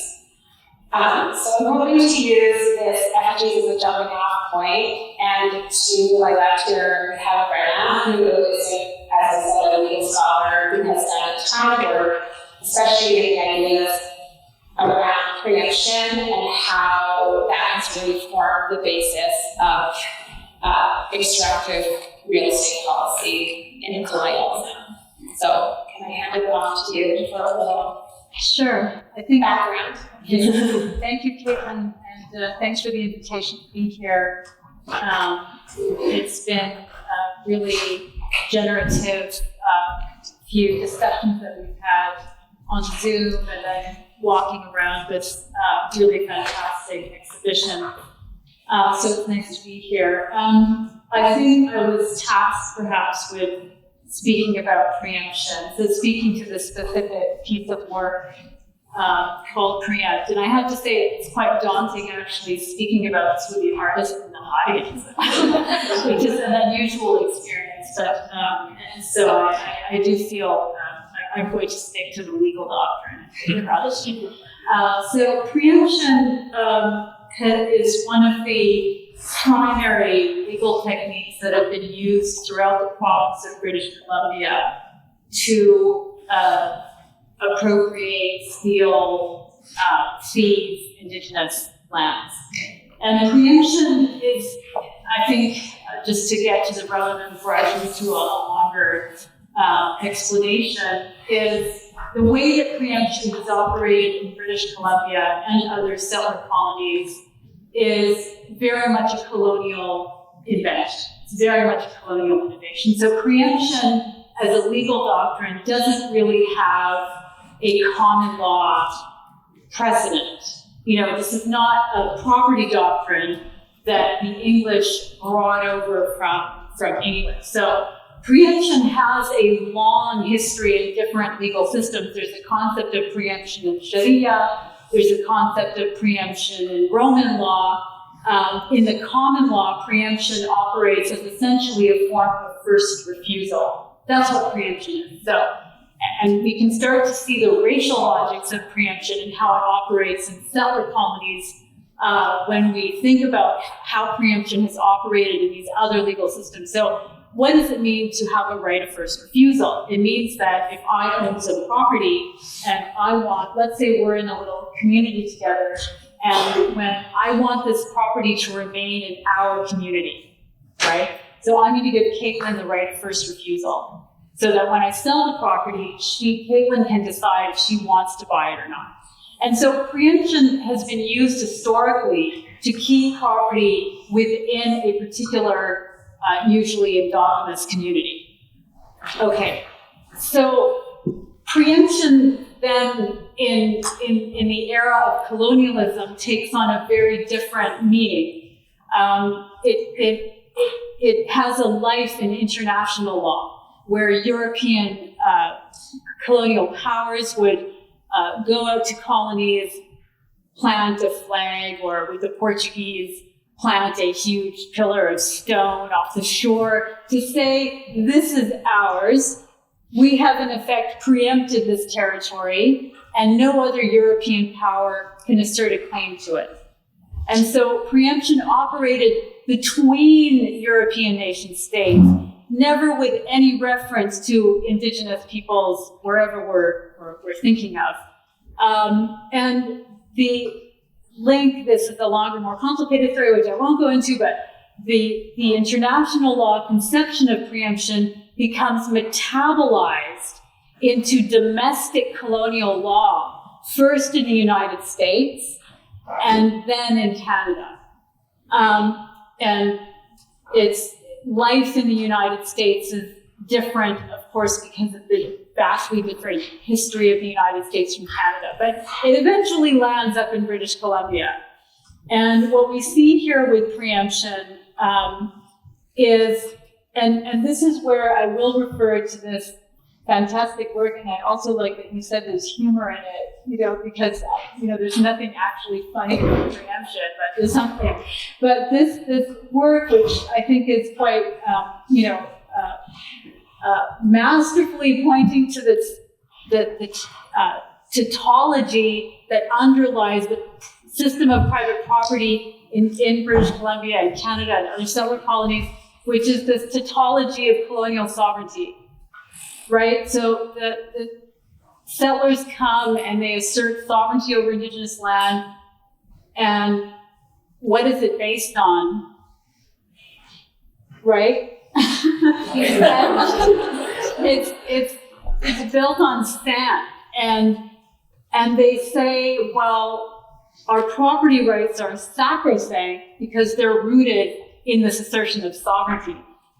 So you can just see this tautology at work. Like, it's ours because we say it's ours, and it's basically this kind of colonial declaration that underlies the system of private property ownership. But what that does is the assertion of sovereignty allows the colonial authorities to then give to settlers the right to go, and this is the key point about colonial settlement in British Columbia, which I think I underappreciated in the past myself, which was that the land that was open for preemption was unsurveyed, right? So usually if we think about colonial Ireland, or we think about other colonial contexts, surveying and mapping were always the first steps to stealing Indigenous land. But with preemption, surveying is so expensive, and London is not sending any money to Governor Douglas to further colonial settlement. So they have to self-finance it. And so the least expensive way to do this is to open up the province to an unsurveyed land to preemption. And that meant that settlers could go into any territory where there was not an Indian reserve and where the land was not already owned by a settler. And settlers were really not supposed to, this is written in the in the ordinances and the laws, they were not supposed to preempt land that had any signs of quote unquote Indian settlement, right? So if there were crops, if there were clear signs of communities being on the land, then they were not supposed to preempt that land. Instead, what we see are settlers, and this is something we see repeated through all settler colonies, is that they destroy indigenous crops, they destroy indigenous people's homes, they make the land into a Lockean wasteland in order to then appropriate it. And of course, this is precisely what we are seeing unfolding now in the West Bank. You know, and the interesting thing about the doctrine of preemption and what this enabled, and I think this is another really important thing to mention, and then I'll stop talking, but is the way in which colonial land dispossession requires the state and private actors to work absolutely in tandem with each other, right? So the state, we know in British Columbia, needed individual settlers to go and stake the ground out, erect fences, and after 2 years of farming the land, they would have access to a certificate of improvement, and then after they got the certificate of improvement, they could pay a nominal amount of money and become the fee simple owners of the land. That's the process of preemption, right? And so we know that the colonial state needed settlers to do that because they could not control or appropriate on their own this vast territory. And this really challenges our understanding of the division between the private and public, or between the state, crown ownership, and private individual property ownership. These two things are mutually constitutive, you know, to use that favorite academic phrase. And they couldn't really evolve without each other. So there's a lot more one could say about preemption, but I think I'll just leave it. Actually, they're incredible. I'm wondering, Sarah, if just to stay in this kind of concept of like unpacking these terms. So Sarah, who works a lot in housing policy, another thing that I come up against a lot in my own work is this question of highest best use, which is that, like you see it in like a commercial building, for example, you have a 1 or 2 story commercial building in which artists are really, it's like used to be a factory or an old commercial space, and it's cheap, it's built in the 40s, and it's not valuable, but because it's in Vancouver, the value is in its development potential. So its value is based on what it can be developed into. So that would be and that's how property taxes are calculated in British Columbia. So if you aren't taxed on the value of the property as it exists, property taxes are based on what it could be. So if it's zoned for 6 stories, but it's only 1 story, you're going to be taxed on 6-story development, because the implication being that the highest and best use of the property is constant redevelopment into something bigger. So I'm going to hand it over to you, Sarah, if you have something to say about like the way this gets used. And I'll take particularly what Brent also brings up is the way that the state and private interests are co-constituted in this. Yeah. So thank you also. This is a great opportunity. I'm so excited for this conversation. So highest and best use, you know, it's this kind of phrase that has to do with land policy and taxation, getting great estimation, like one point that there's kind of 4 components of it. It's defined as that which is physically possible, legally permissible, financially feasible, and maximally productive. Which, you know, take any of those and you kind of tear them apart. They're all fascinating. But I also just love thinking about this. And looking at it as this indication of a need to always push to its kind of maximum perceived possible usage. How can we take a piece of underdeveloped land, which is already developed, and it depends exactly what it's offering, but it intensifies land to kind of squeeze as much capital and profit out of that as possible. So what I love about the work, and this title, is that it's so fragile. It looks like it could just, crush it and collapse, right? And I think that's something you have to keep in mind when you're doing use policy and taxation. There's a lot of fiction that has to exist to prop this thing up and just allow it to exist in the way that it does and the form that it does to produce that level of profit. So this kind of tautology of colonialism and self-definition, self-referential ways in which this all operates, that is absolutely the way that property regimes and taxation regimes around that property are working in a day-to-day way.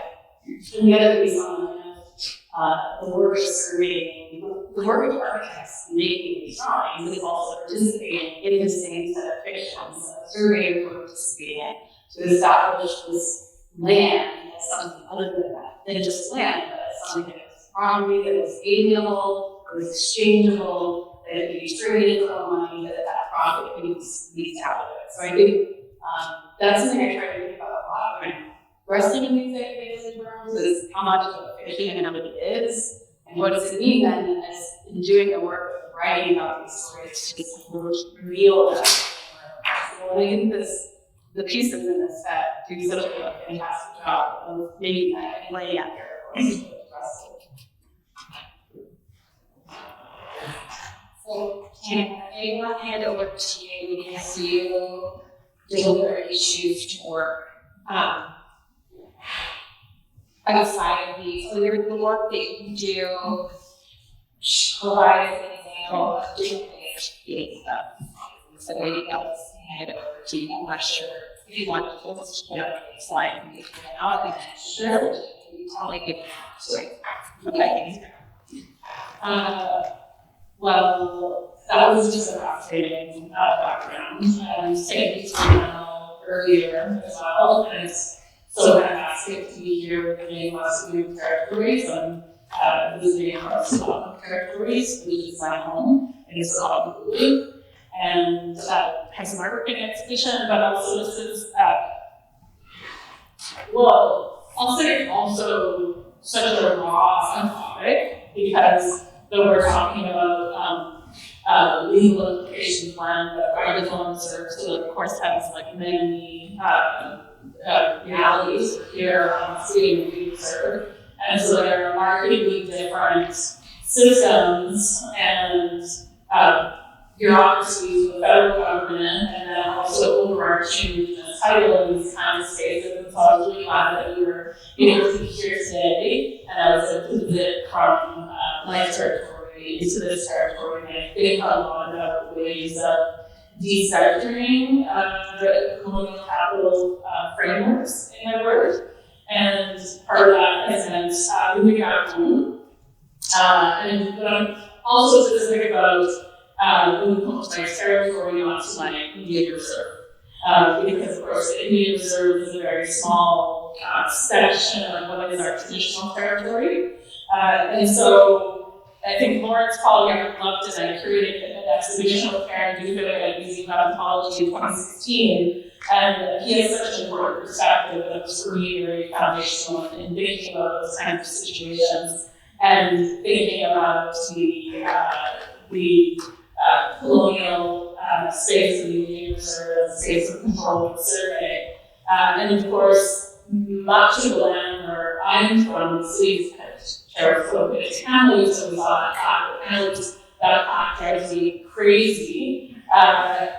And actually, I will mention there was I don't know the name of the previous shared professor who did a version of it that was a bit more sort of compelling with the same format.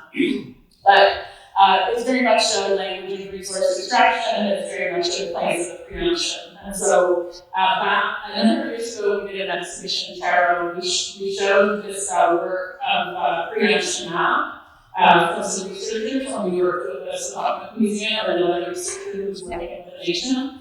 And what was really fascinating is she had different layers of the map. I had to do this. She had different layers of the map, including preemption certificate maps for counties, and so place names.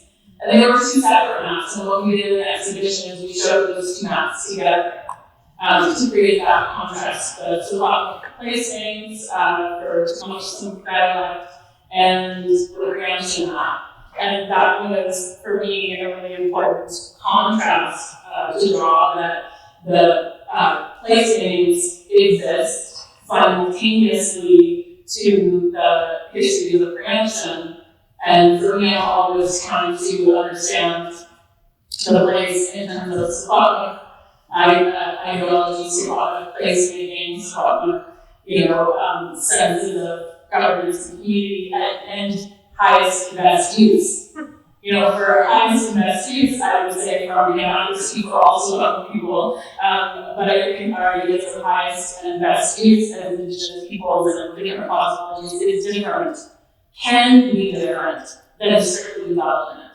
So there's also value in wild harvest of the land. There's also value in how we relate to the land through ceremony, culture, and community. But it's a difference of highest and best use. And that gets quoted over and over again when we look at preemption too, right? The idea of improving the land is a specific Western European ideology which included agriculture. And these were markers of rationalist thought about the development of civilization, which didn't include other kinds of models.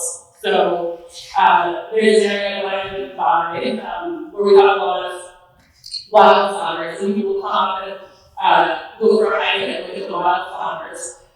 But for us, they're plants that we harvest, and they're gardens in a sense, but they're not gardens in a way that we might think of perennial, annual plants, and different kinds of things. But they're absolutely methods of how we harvest them. Today, we still harvest them, we work with them, we replant them, and they're absolutely, when you look at it and live there, a result of sort of land management practices and agriculture, wild agriculture, and management. And Dr. Morrison, who works in a lot of Indigenous recovery, talked about this in her work as well. She was on, and so that is still not even understood today. That we have those kinds of practices for the wide wide swath of society. It's not really understood. It's not talked about as places of agriculture, and so it's not protected. It's not, and we maintain a connection to it through active use and through relational practices that is also to me very beautiful, and is also to me the kind of foundation of exactly different kinds of imaginative and models and how I choose to work in my life, in my community, and in our practice. So maybe I'd like to, since we're on this subject, we should have a motion of the exploitation. And we can talk a little bit type. So we just you're talking about preemption and Kamloops. This is the work I did.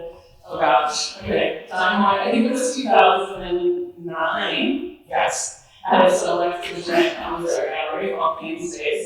I had been living in Vancouver, had my oldest son, Skyler, and this was the first time I was sort of invited back as an artist to my home territory to have an exhibition, a solo exhibition. An amazing opportunity to do that, and to be, I live in Symposium, which is about 45 minutes out of Kamloops, of course, relations with the Kamloops community. And so when I wanted to do a show, this is it's very similar to the logo for the city of Kamloops. On the bottom it says, who the favorite Kamloops logo, and there's the tourists. The tourist capital of Canada. So we do a lot of sports galleries there. And so I wanted to take the exact same logo for the city of Kamloops and then put it back into our language of how we refer to all of our land. So on Hulu, and the shoe drop, it's also just not a sense of district or territory or region. It's also, as very representative of public explains also very much a sense of our language is connected to the land and our culture and governance embedded in that word. And so, the funny side story of this is that we had a volunteer installing and he was actually the person who designed the logo with the city of Kamloops. And Vaughn told me, he said, well, first I agreed to give you 5, so I didn't get them. And secondly, he said, also when I ran into some folks from Kamloops Reservation, they said, hey, who said you could design mountains with your logo?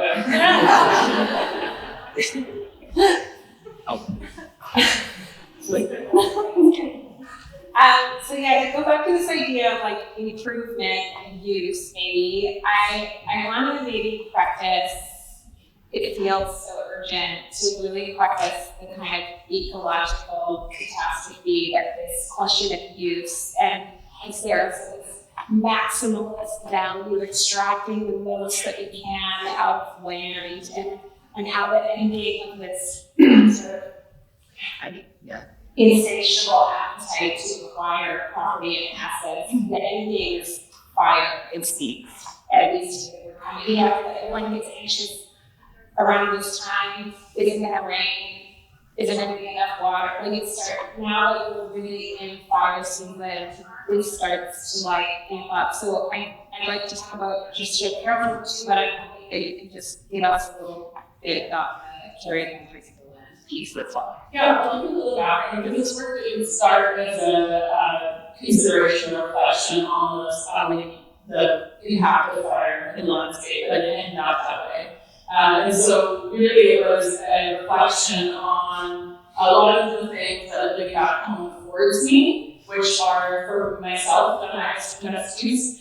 And so that includes learning a lot of mass history, how things, language, connected to other makers and community members, and really developing over time a much closer ideology and disposition that comes from that close relationship with the land. And so they were small, and I'm regularly documenting some of that. And so they were smaller moments of like, I know those are moose antlers from moose. My dad he's hunted his whole life in his territories. He always tell me little stories here and there about running into people who will say this is our land, but he doesn't hunt anymore because same as those are reserved, because there are fences all of a sudden and private property signs all of a sudden. Meanwhile, he's been hunting there, his whole life. He's been a college, his great grandfather, my grandfather, his grandfather taught him in those same areas. So though there's a small image of moose antlers, there are many layers, including history of preemption, including survey taking from these works that are underlying the ways that this small act is actually quite a subversive and intentional one, but it's also exposing those histories. And so there's also a highest kind of wrap with a highest tradition on it. There's a basket. And then I was using this red lens to think about creating contrast. So in black and white photography, we use red filters to create contrast, to think about contrast in conceptual ways. And then the sky turned red from forest fires and the smoke and the ways that the light travels through all of that. And so they were meditations and reflections on this process on the land and ended in a series of work, the realities of being on evacuation alert and the community fire, had a huge impact on communities such as Blacks and the new homes for us. And there's other layers that around insurance, on reserves and property realities on these reserve that many people weren't carrying insurance because it can be really cost prohibitive. So that all these things underlie the work. So I was really happy to have a discussion with both of you because I'm not always predetermined about having to have people read papers to understand the work, but there are layers in it that are pointing to these systems that are all extractive and have histories that are leading to some of the problems where we're seeing larger impacts of fire. Because of course, fire can be very good for the lands, to talk to people that manage to fire, creating those wildfire areas. by the responsible of the burning, and those in shorter season versus the huge impacts we see now, because fires are burning after suppression of those practices. Lori Daniels visited issues in BC and worked with Marianne Ace and Lily on the tools and discussed some of that with us. These were just like taking the word in that conversation. I just do want to take us to hear about these images work, these street paintings. Oh yeah, and there's this incredible book which I think you have to know more of, so you have to read it. I'll have to figure out a way to have it. It's called Exploitation, the Sad Landscape of Foreign Savings. I'm going to get a copy. We'll have to figure out how to scan it and get it online. It's all the groups and ways which humans will be extinct. We have extinct from the planet. But for those who don't know, so Karen Wozovich is an artist who moved here in the 1960s, started England.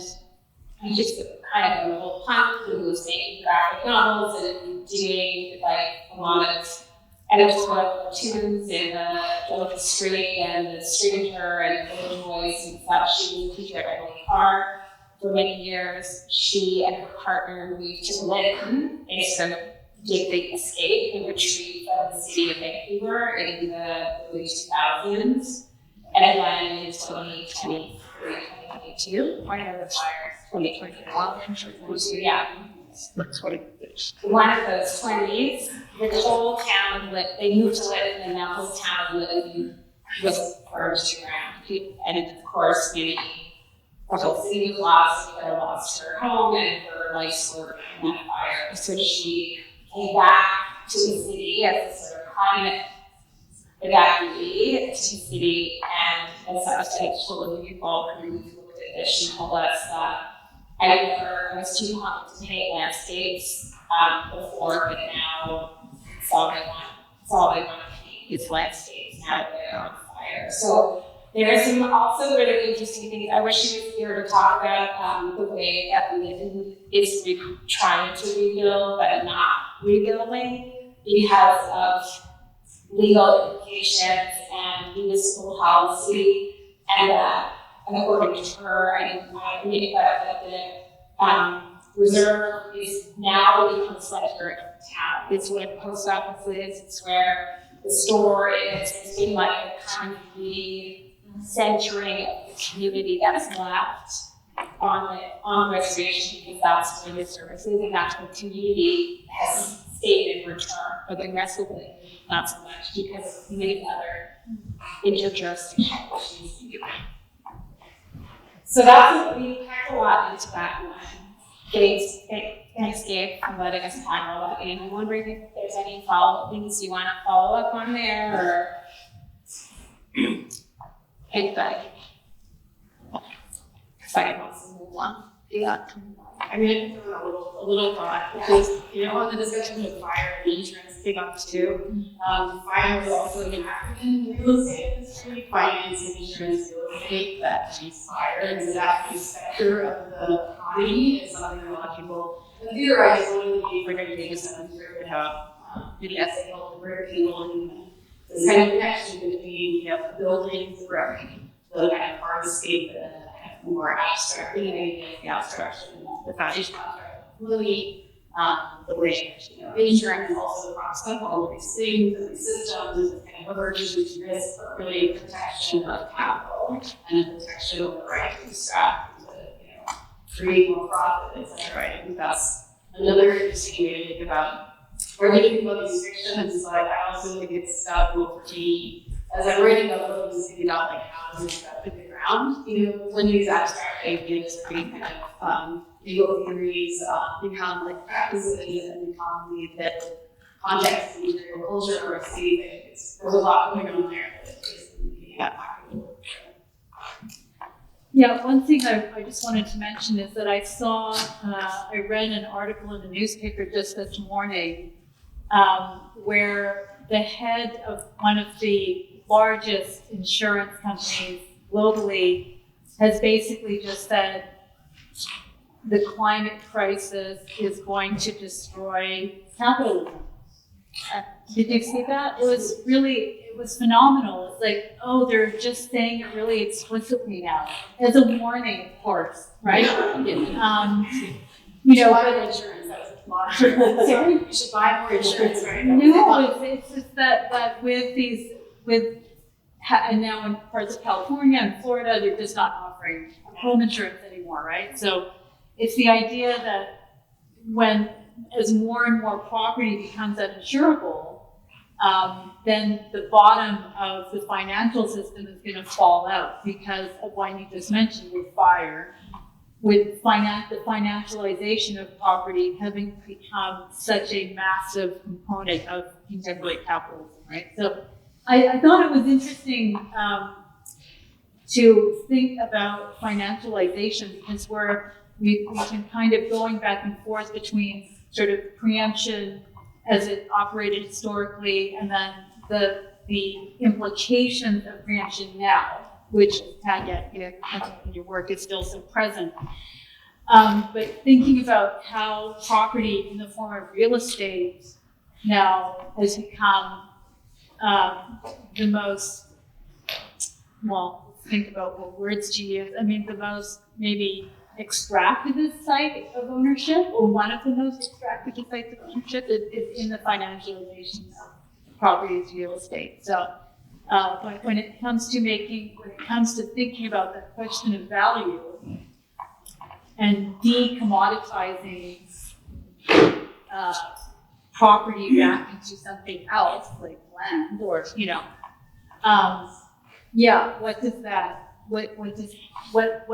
look like concretely? And we see in both of your very different projects how one can cultivate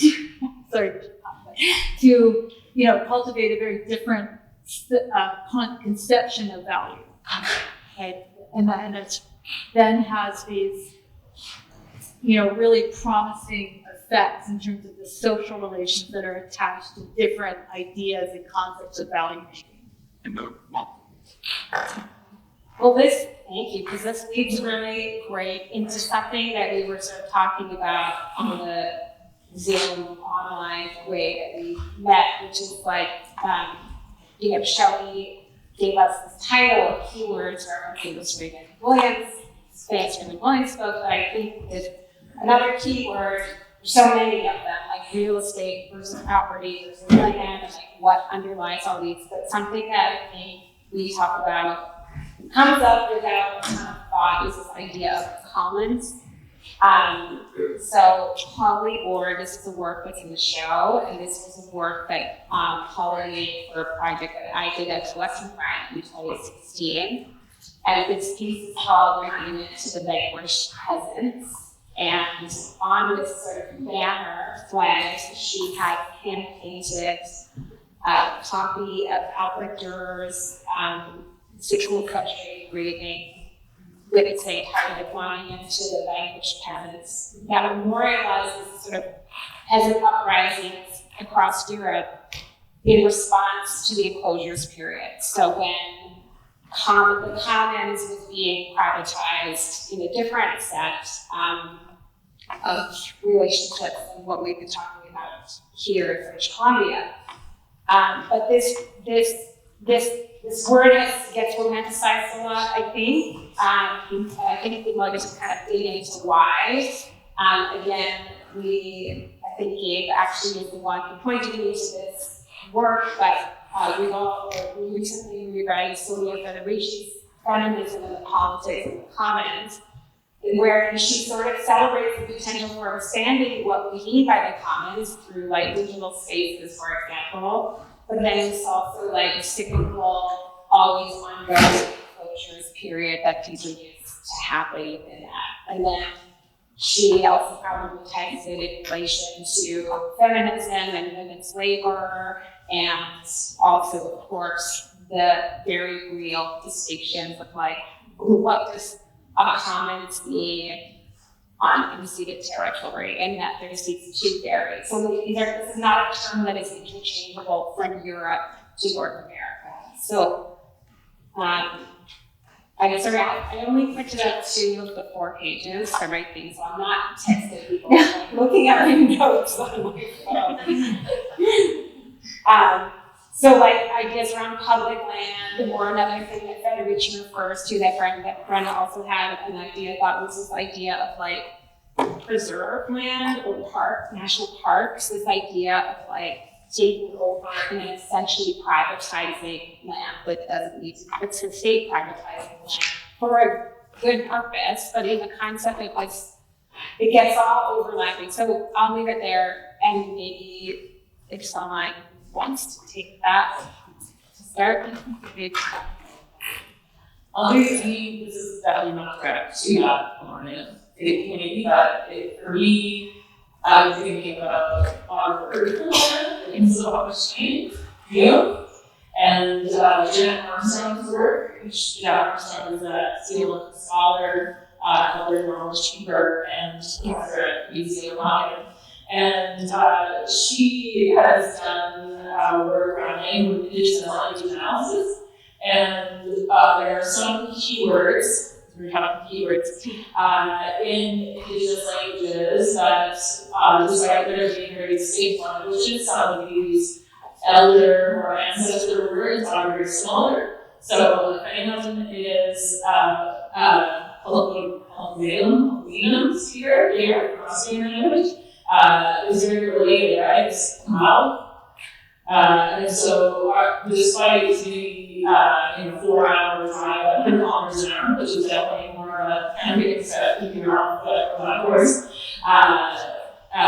we have very similar words for ends. And I think that we also have a similar types of relations to land. And so, this idea of the commons is interesting and has purchased a lot of the conversations of common contemporary art for sure. But I was very uncomfortably with thinking about it because there are so many other very challenging and oppressive kinds of property relationships that need to be done. The sense of public land in the context of British Columbia is still, it's still a lot separate operation land. And so it is difficult to start to look at matching the spaces where people can come together that aren't fully imbricated in these systems, which were very intentionally designed, very intentionally designed systems of colonial occupation and settlement that have particular functions in terms of financializing relationships to land and capital and all kinds of ways of interviewing the world. We had some, in the early stages of our participant housing engagement project, we were coming out with these 10 plans that freedom for the project.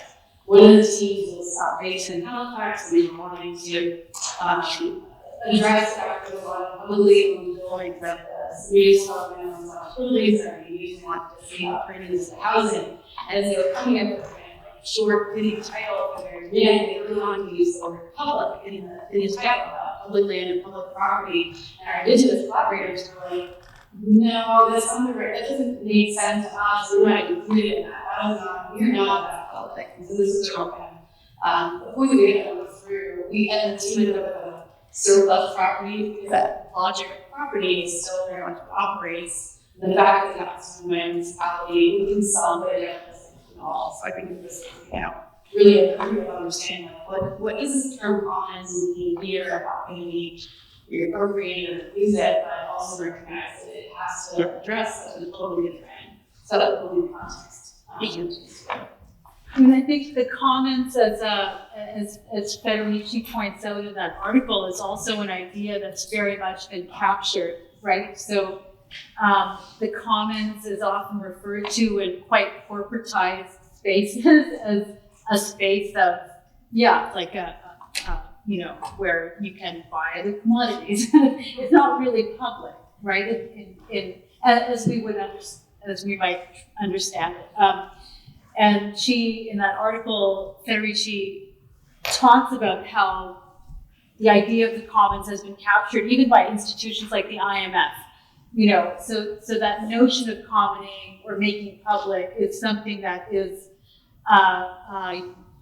you know, not emancipatory necessarily. I would want to say, in addition to the way that it does not work in a settler colonial context, the idea of the public interest also has a bad history in the UK. You know, if you look at the way that the public interest has been used juridically in somewhere like Britain, you know, the public interest did not include the interest of what the judiciary would have historically thought of as the non-property owning rabble, right? Yeah. So the public interest was defined through the best interest of those classes who had property and propriety and respectability and that kind of thing. So I think the idea of the commons or the public or making something public really maybe only works in relationship to the process of privatization that we've seen of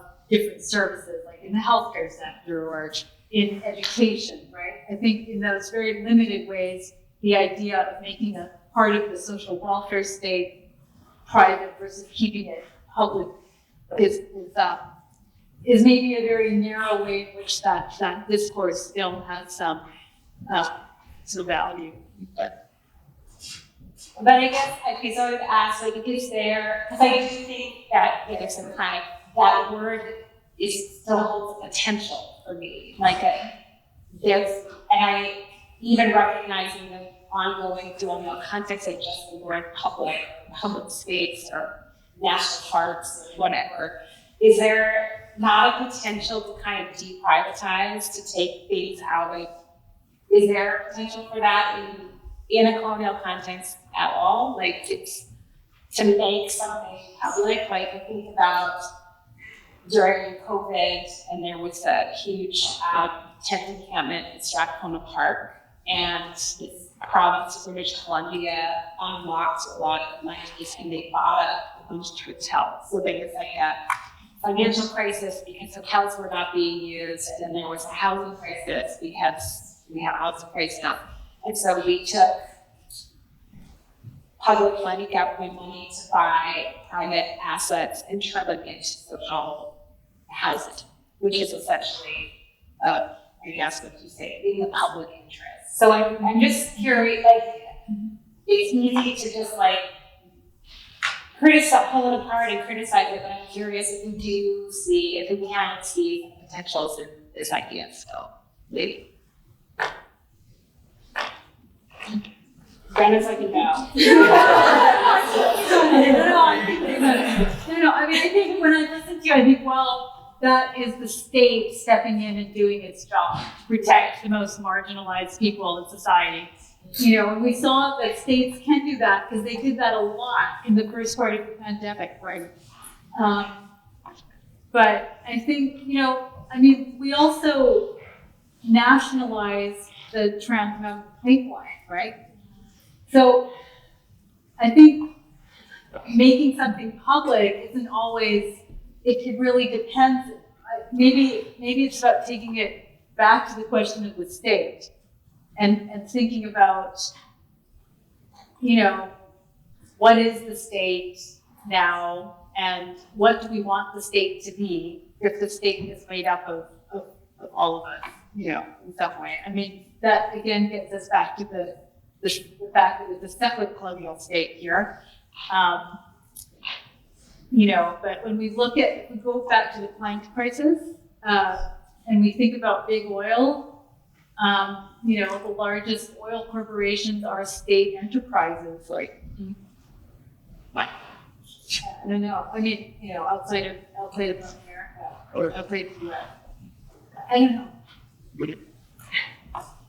I mean, one of the ways I would say, like, from the organization project, one of the teams was a team where I mentioned and looking at and they were proposing on-land housing And one of the things that they talked about when talking with indigenous that would experience homelessness is that getting them into a unit of housing didn't necessarily fix things because there were other obligations that would come with that, like utility bills. And so getting them to getting proposal for housing was very easy for you to get. You get it in the housing and then you end up in debt and able to pay off. So you're paying those jobs and the cost of jobs. So they were very assertive and wanted to create something that was entirely off the grid and totally self-sufficient, because that was the only way they could see a path forward to avoid the kind of entrapments that all of those financial systems of the world kind of lock us into. And I felt like that was fascinating, very hopeful, but also very dark at the same time. And the only way forward was through something together in a very small community that totally rejects all of those kind of colonial states and societies that we have.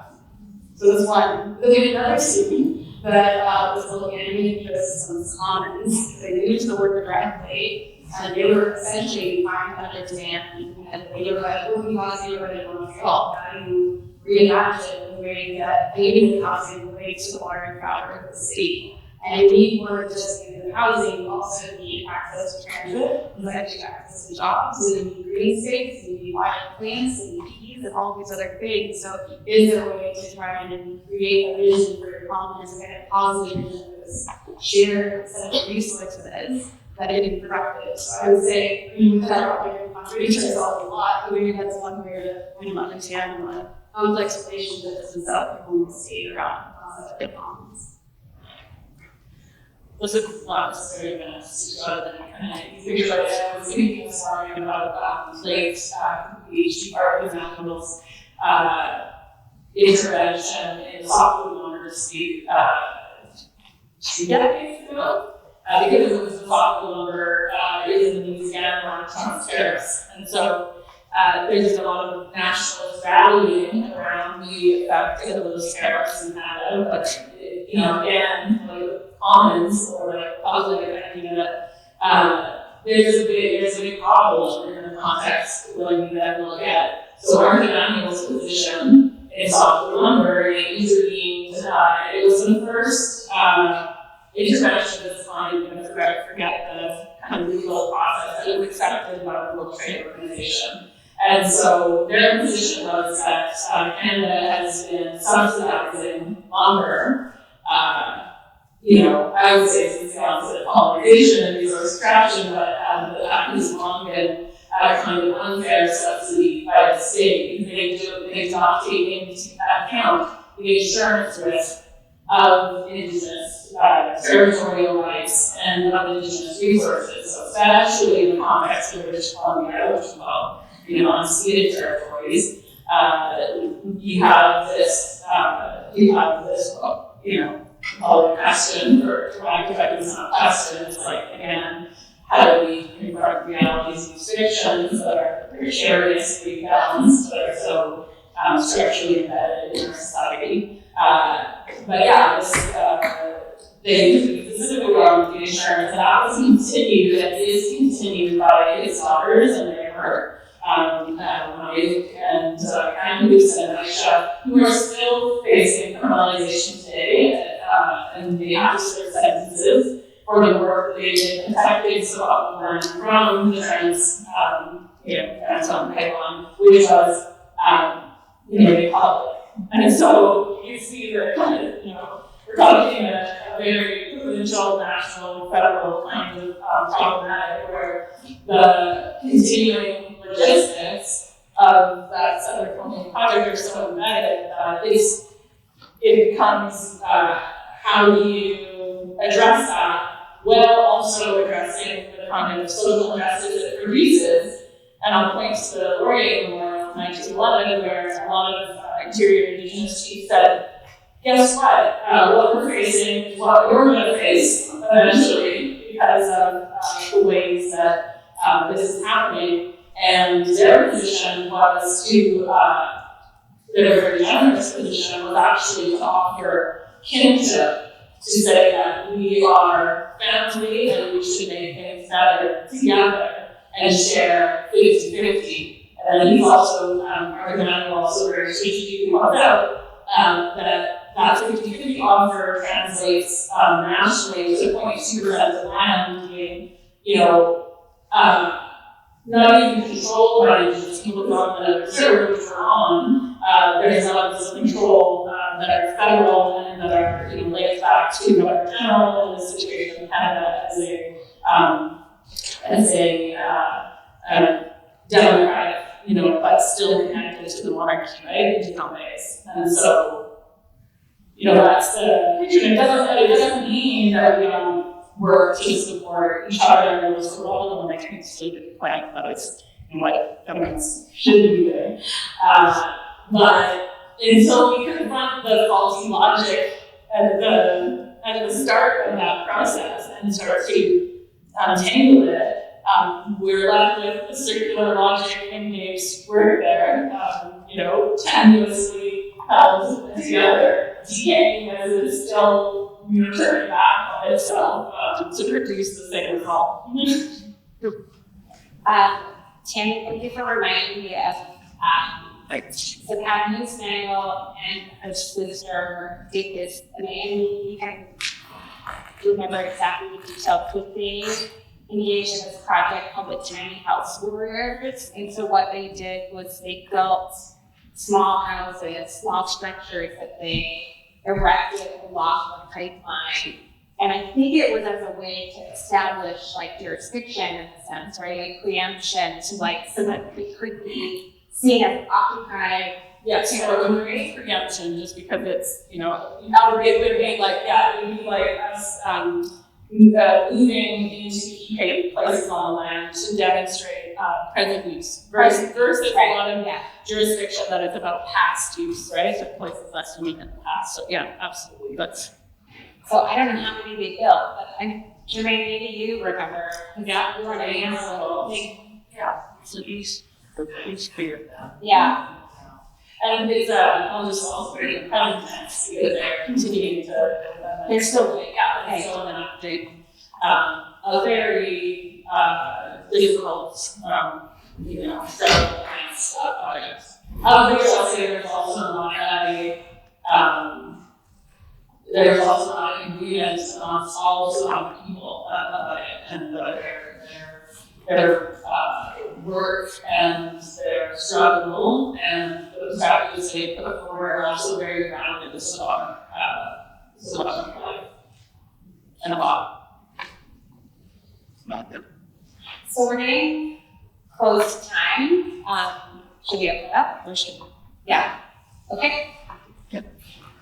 I mean, if we haven't touched on anything anyone has learning to say, please say. We have. There's do you mind if I go? Oh, you know. Share it.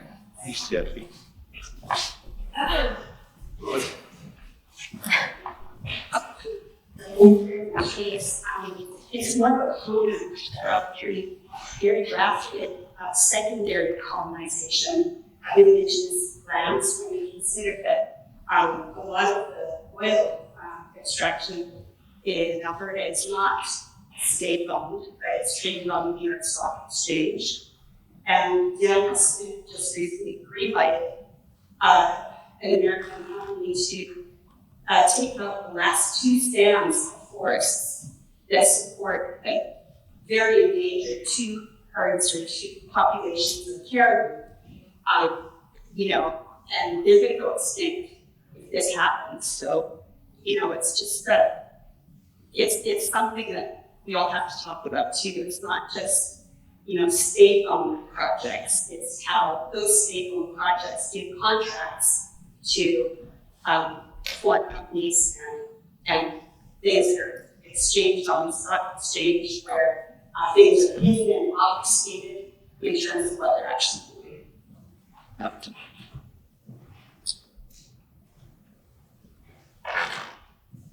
There's another question over here.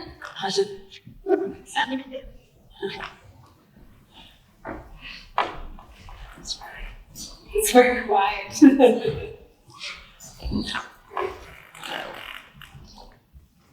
I thank you so much. Based on really fascinating. I want to get back to control problems. I'm kind of really curious about thinking a bit more longer logic, Tanya. Also with what, like the redefinitions or reclamations or different understandings of land and, our relationship to how the elements work with it and how we protect it. I just want to get back to the middle part. So, Yeah. Well, I mean, for my regular listeners of the show, I sort of enact some of this thinking, and my response is how to manage this very, challenging history and present here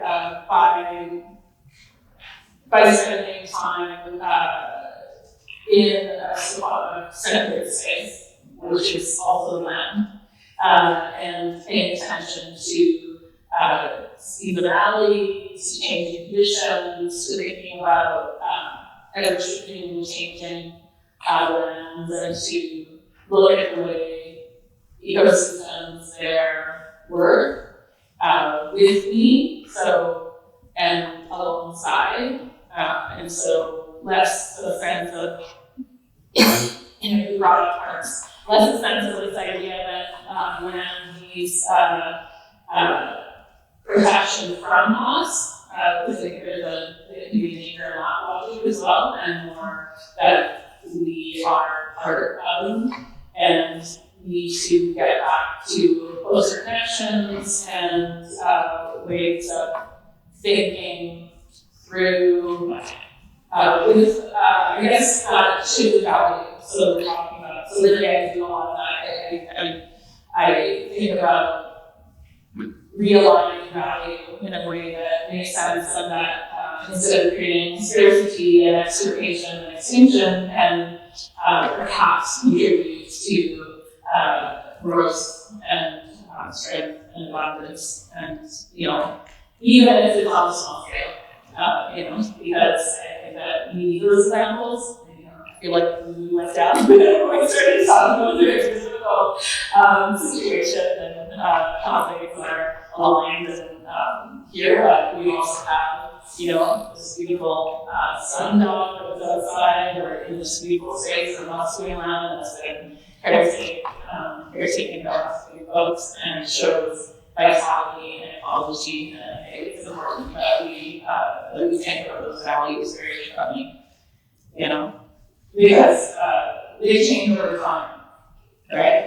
Absolutely, and it definitely can get lighter when those priorities are missed, but we also know that the capacity for resilience and what conditions are right for emergence is always simultaneously present. This is how I put myself. There's a question. Garrett has a question in the back. Thanks very much for your presentations. Maybe I'll try and have a lot of specific questions to ask. I feel like taking advantage of that particular assembly of crimes and policy habit to see if we can't distinguish between the commons and the public a little bit, because I think as Miranda was saying, Williams is working with people at the end of the first session. These words, of course, also changed over time. But if I think about the commons as a way of linking the two sections, the two concerns of that, and the enclosure of the commons in the 15th century in England, this does two things, right? And one, it re-articulates the way in which land is organised and distributed, but it also dispossesses a bunch of people and become available for other forms of labour practices in industrialization and in colonialism. So this essentially was that specific technology of exposing the commons is really important in terms of the construction of the modern capitalist nation state and the modern colonial state.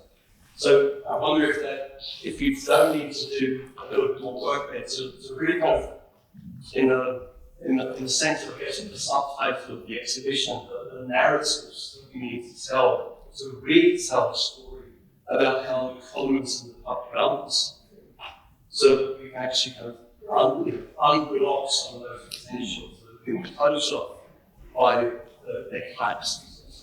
I'm just wondering, just go from legal sociologists, and you also quite other specialisms about indigenous epistemologies on the thinking through it as well.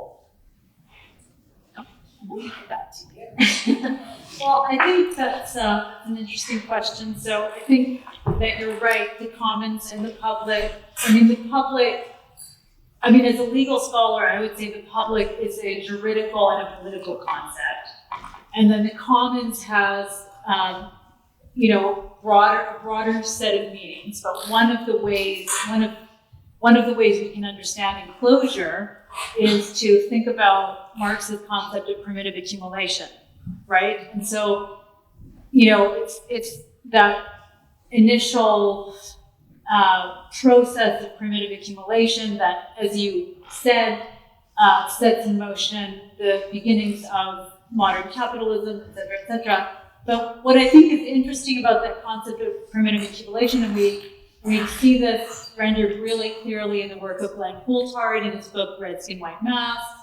But going back further, we could look at the work of Rosa Luxemburg and many others who identified primitive accumulation as not something that just happened in the sort of 15th, 16th centuries, but is actually a core dynamic in capitalism. So that primitive accumulation keeps occurring over and over and over again. So we see that kind of, and then David Harvey sort of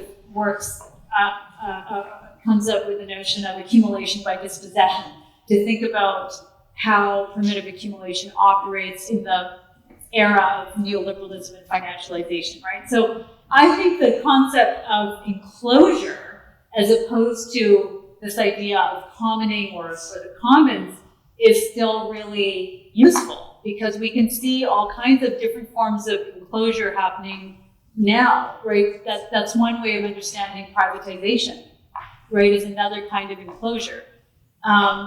Whereas, the idea of the public, as I think as we discussed quite a bit earlier, is, in my mind anyway, it's more of a concept. It obviously has a rich lineage in political theory, but as someone who's not a political theorist, but is a legal scholar who reads political theory when I have to figure something out. I mean, it has, a very different kind of genealogy. So they can be thought of as very distinct. But I think the critiques that we engaged in of the concept of the public is, I'm not sure what I would add.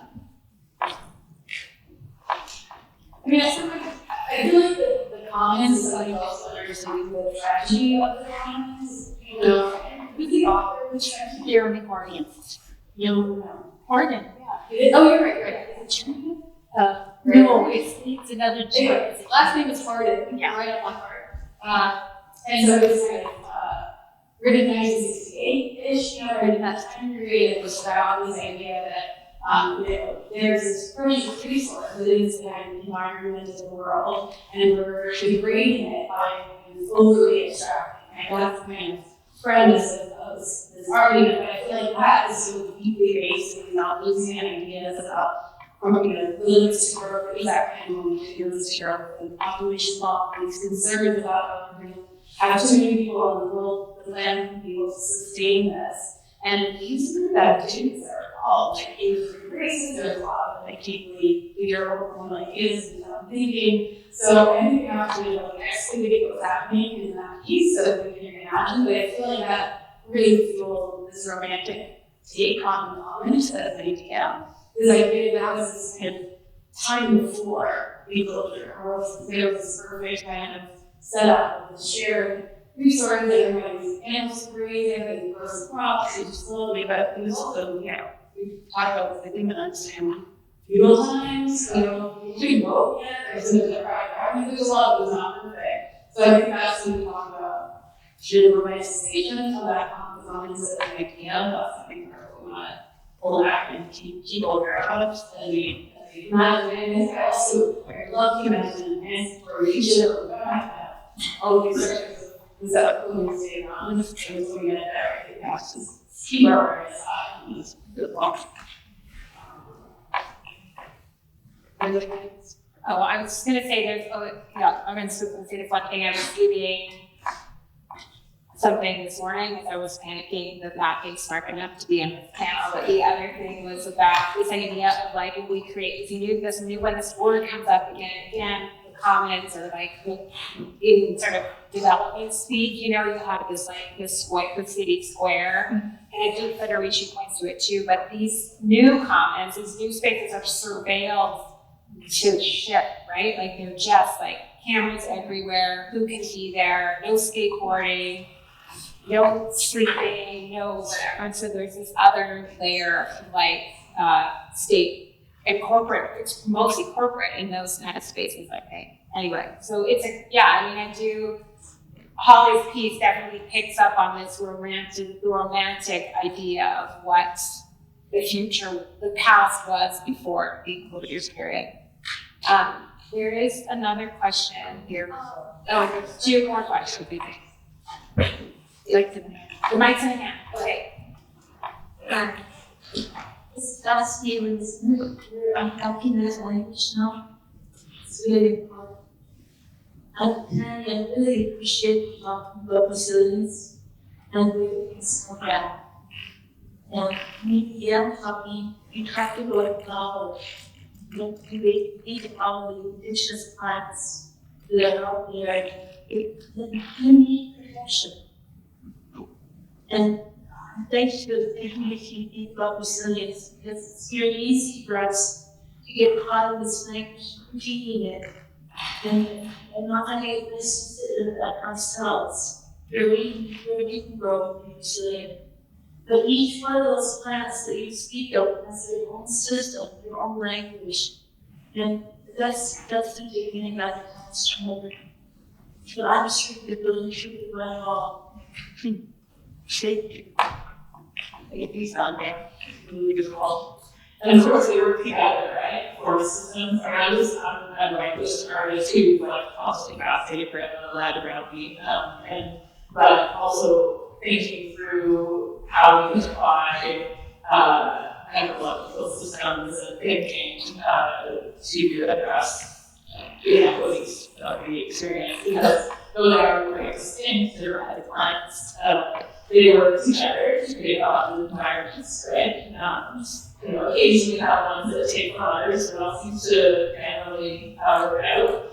And work out lead us in the picture as well. I talked about there's a lot of others that aren't enormous, that are, honestly hard to be defined.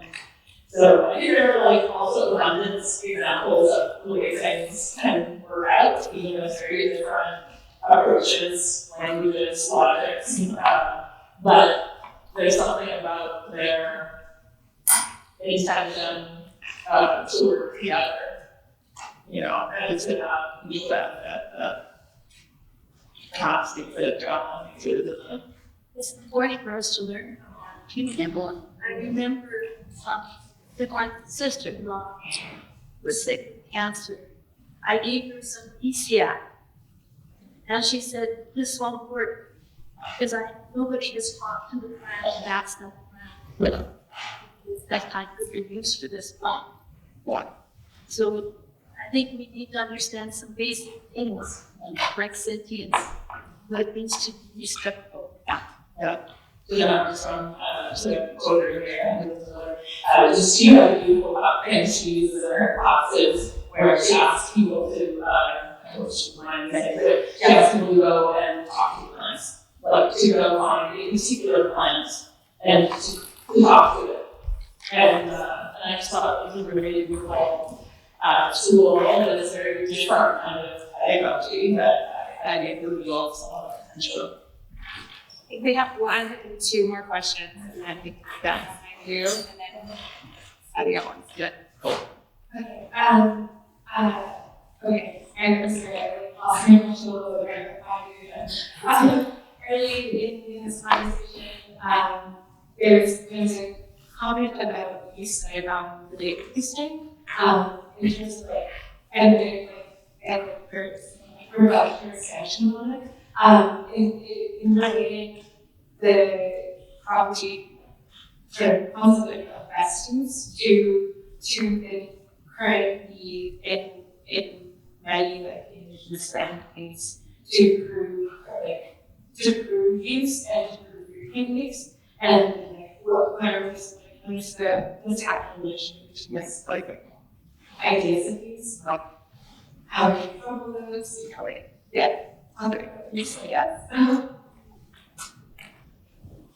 I mean, you mentioned the example of kind of stories and territory, and that is an example of that, is activating, current use that's very visible and strategic, not only to embrace our existing rights, but also to challenge the nationalized rights of the pipeline. So they were specific about, I don't want to speak for the people, also look at conversion there's social media and support to speak to the work that is incredibly skewed creation. Yeah, I would just add, so you were, I think, right on the mark when you pointed to the fact that you didn't use the word Aboriginal title, but in the legal framework governing Aboriginal title, the requirements that Indigenous peoples have to prove in order to successfully gain their Aboriginal title back as per the recognition of their Aboriginal title has often been defined in relation to the hallmarks of private property ownership. And that changed a little bit in the Coates decision in 2014, where other kinds of use were recognized, but the judgment was still cast in the language, this very anthropological language of Mitchell Coates being semi-nomadic.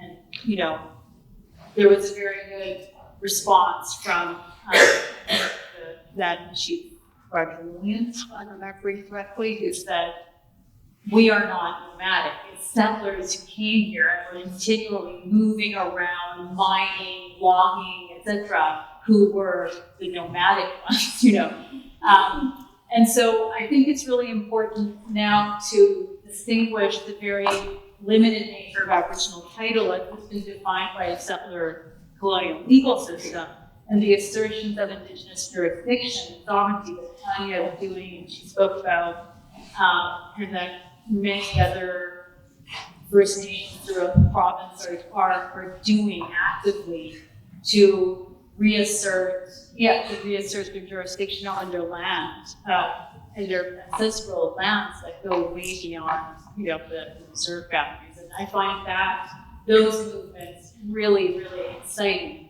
from the perspective of decolonization, because it seems to me that this is what decolonization looks like. Yep. And I'll just leave you alone. Good. Yes.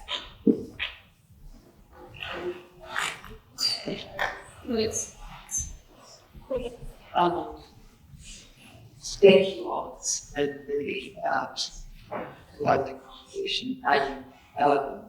It's not nice. Both sides for how old start to go down in this conversation. For the good is so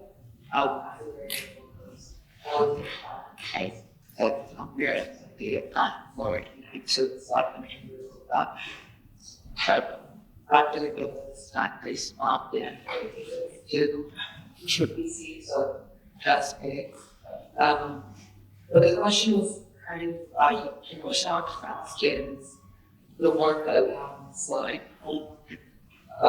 He was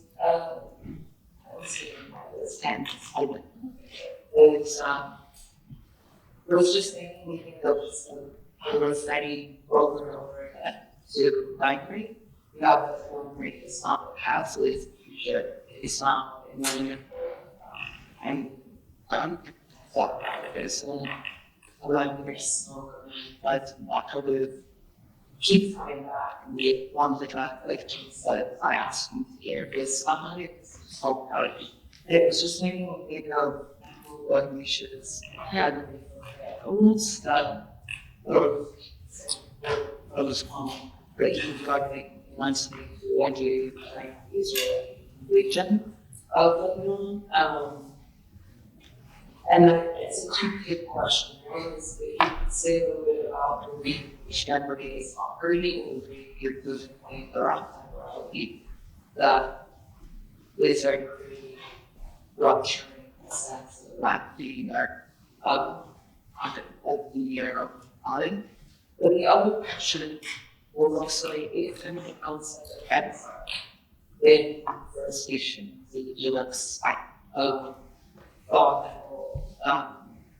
which is what constantly acts out from one's spirituality and use it. Okay. Yeah, it's interesting to bring the words together. You know, when we're making work, it's you're both starting the concept, but sometimes simultaneously if they're coming out and take a moment to step back and actually see what they brought, what came out. But I think yes, when I say very specifically, like I'm often referencing some of the practice that is both contemporary and historical, and I'm always untangling the museumification, right, of indigenous practices, which are still, you know, used in both legal and cultural ways to continue succession. And so I'm specific about like the ways that I'm working are not aspects of the past, right? There are, despite our language being endangered, there's so much work on community where lots of young people learn to talk language, and so instead of falling into that kind of belief for extinction, I like to think of it as much more, you know, much stronger sense of futurity, and also safeguards and a sense of, you know, joy and continuance, and, you know, helping persons even kind of, you know, lifetime, not get caught in so much the difficulties that it kind of danger that stops you, right? It stops you from organizing, it stops you from living, and, you know, in terms of joyful practices. And so that's in my strategies to think of future, to think of memory in these both interrupted but also resilient ways that things can reemerge.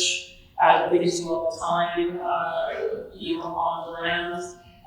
And that was a lovely association with the poetry that we'll look at. And we have a question. So,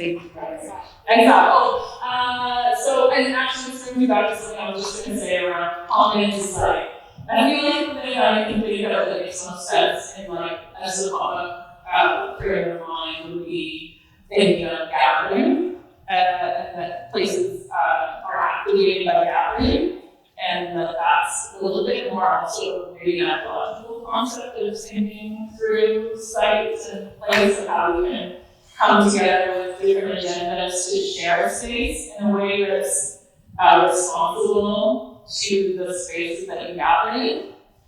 And then, so I think this is just, you know, me thinking through the teachings and background I have, which is not the same as others, but I think it's a sense of this place in our community versus a place.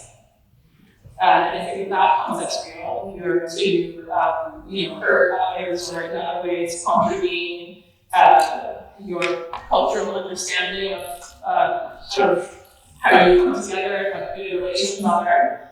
But people can be exiled from the community, but they're not the same way upon the land. So they're the same question. Not that I think there are other kinds of practices from indigenous folks that might be different, but that's how I think of it through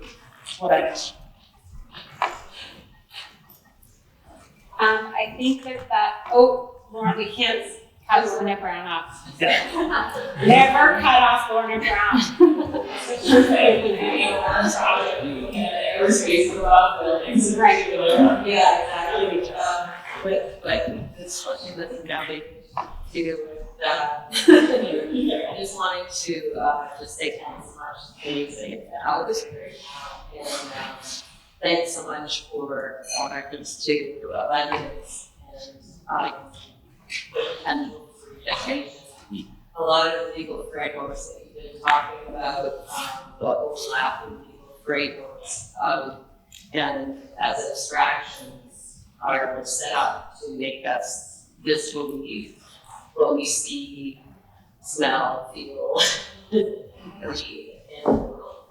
And so along those lines, I'm wondering where that we see government adoption of UNDRIPS in relation to, is it a potentially international framework for accumulation, or is it only this word? Is that I'm just in my I think it's like the potential is there for speed there sometimes in the same way as and part of that is the talking ways, classic decolonization of metaphors. It has to be conceptualized in some way, or it's not just a cultural promise or a recognition-based framework. It has to be it has to have weights and legal basis for it to be right, and it also very strategically doesn't work backwards. So it actually also needs to address a great model other than that with their 200 years of what's happened already. So certainly so many people have worked on that framework from all over the world, and I think it's incredibly important to really understand it, pay attention to it, and to drive discussion of it to be things that are not just attitudes, but have some weight in terms of redistributing and addressing equities. All right.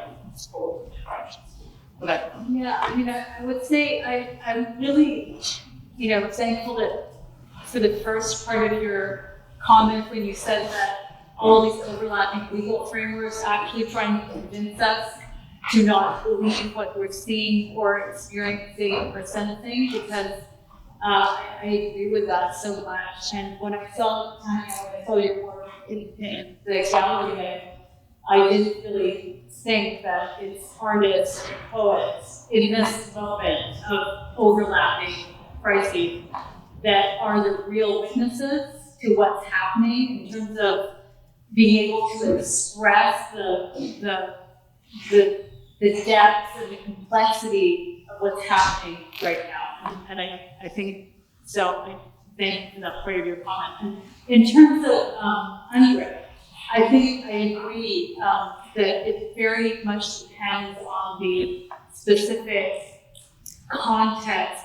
And if we think about British Columbia, the specific situation of the nation, who is going to rely and try and use UNDRIP to, let's say, again, assert their jurisdiction over lands and waters. So the Haida First Nation, through a combination of very specific things like where Haida is located, their particular history of struggle, protest, they, I think, have been able to use instruments like UNDRIP to quite good effect.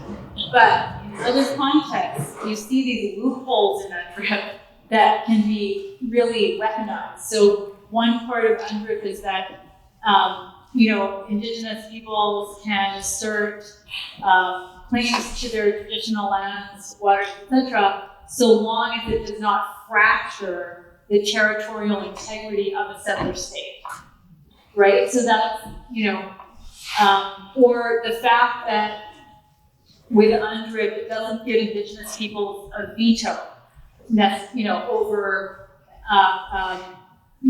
infrastructure projects that can devastate their land. So, it really is, I think, quite context dependent. But I really think, that the answer is never going to come through the law. Okay. Well,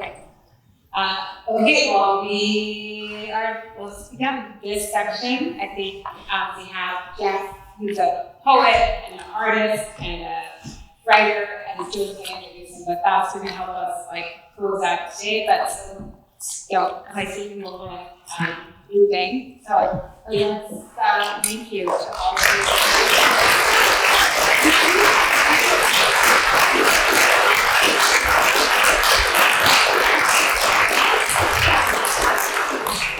I want to introduce Jeff. Jeff Nursen is SNPD and Associate Provost of Graduate Studies, Professor of English, and an Associate Member of the Department of Geography. He published 2 collections of essays, A Man with a Time, Poetry and Other Politics, and After the Voyage. He's related to teaching and researching in poetry studies, Asian North American folklorists, and percussion. He's also the author of 4 collections of poetry, The Messages, Translational Masterclass, Well, and Downtime, which won the 1991 Literacy Lifesaving Poetry Award. In 2004, Jeff formed with the artists Sadie Bitter and Helen Weber, the research collective Urban Subjects, whose work on cities, militancy, and autogestion has been presented in the form of edited volumes, bookworks, during the exhibition, public posters, situations on air accident seminars. Jeff was Fulbright fellow at City University of New York and research fellow at Center for Place, Culture, and Politics, where he worked and collaborated with the geographer Neil Smith. I will now pass it on to Jeff. Thanks, Frank. Hi, everyone. I can actually add another poetry title to my bio because I just picked this up on the drum over. Printers will just on the ledger on screen. So this new book the cover is a 1960 reproduction of a 1969 painting from the painter Pierre Capet, some of you might know. And I liked it because of its abstract optimism, but also because he did the painting in 1969. He got a Canada Council grant to write poetry instead of painting for years. So I like that move. First, I want to thank Caitlin, Charles, Melanie, and Shelley for inviting me to do a quick wrap up to what's been really, I think, beautiful and for me moving after the ones dealt with so many key ideas that we not only need to live through and to experience deeply, but also to find forms of critique which allow us to build on forms of mutual economics critiques as well, and separate those two out. And it's also, so fitting and an actual honor for me to be here on this site of land and labor, on Musqueam. So I'll just work my way quickly through the 172 key points put together for these really fabulous panels.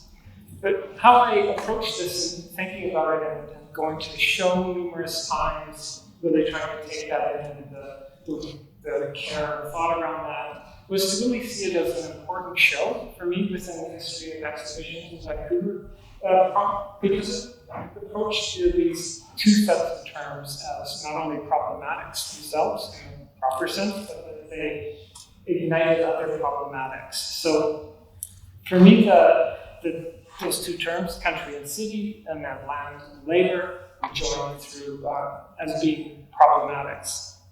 And the country and the city, as was mentioned by several folks, that any distinction separate of these 2 has been troubled first by Raymond Williams, and secondly by folks' lived experience. But Williams looked at this construction of the country and the city, related them, but recognized them as, I think this is crucial, it's a great term from Williams, they had different structures of feelings. So while they might be structurally joined, they're lived differently. The experience of living there is different. One term that I've been taking with a little more recently is on the famous term of a process of planetary urbanism, which I find compelling, but I was concerned when I first read that it might obscure any differences between country and city, really fold it into all we have as different forms of urbanism. But I have to say there's been several events in my own life that made me rethink this. So the notion of planetary urbanism is an assertion that urbanism's effects reach all places on the planet. So I tried to resist this to begin with, but today I think it provides a frame for how we can understand the effects of urbanization on other areas of the planet and on the planet itself. So this could be seen or understood through the massive use of sand for urban construction. It has changed different landscapes due to its massive extraction. Or I also have for myself used it as a way to understand how the fire that destroyed Lytton, a place that I'm quite attached to from having been up in that area since the early 70s, is an effect of the conditions that have been shaped by urbanism, the changing of the climate. And also the necessity of supply chains to urban areas as well, since we know that fire was started by a CN train hauling oil to the port of Vancouver. So that notion of planetary urbanism helps us think through these types of the unseen but lived relation between country and city. Sarah had mentioned that irony of that term fire, the finance, insurance, and real estate. And for me, that's a key term, even in its abstraction, to understand Vancouver. Particularly, if you look at Expo 86 as a mega event that opened the city to property speculation and to forms of turbo financialization, most affected our housing, our access to housing, and it's led to gentrification, not just being a phenomenon, but being ingrained very deeply as policy here in Vancouver in a way that is a model for other cities that want to speed up gentrification. Vancouver's provided that so-called fast policy transfer. So that moment in the 1980s of Expo was also one that I think we can look at in terms of what Brennan mentioned as well. Primitive accumulation is something that cycles through within settler colonialism, within capitalism, and also Harvey's notion of accumulation by dispossession. And that's really an area, Sunak, where the Expo lands and the Olympic lands were developed. The double dispossession, first from indigenous folks and ongoing, and also from the working class who used to have access to those areas. Now it's, of course, high-end housing. So also planetary urbanism can help us think about urbanism itself and the modes of expansion of city planning, of architecture, the types of housing that planetary urbanism has privileged. This is one of the extremely important rescaling urgencies that the Architects Against Housing Alienation is doing. It's a project I've been filled with admiration for, and I'm really glad that it's cohered at a national scale.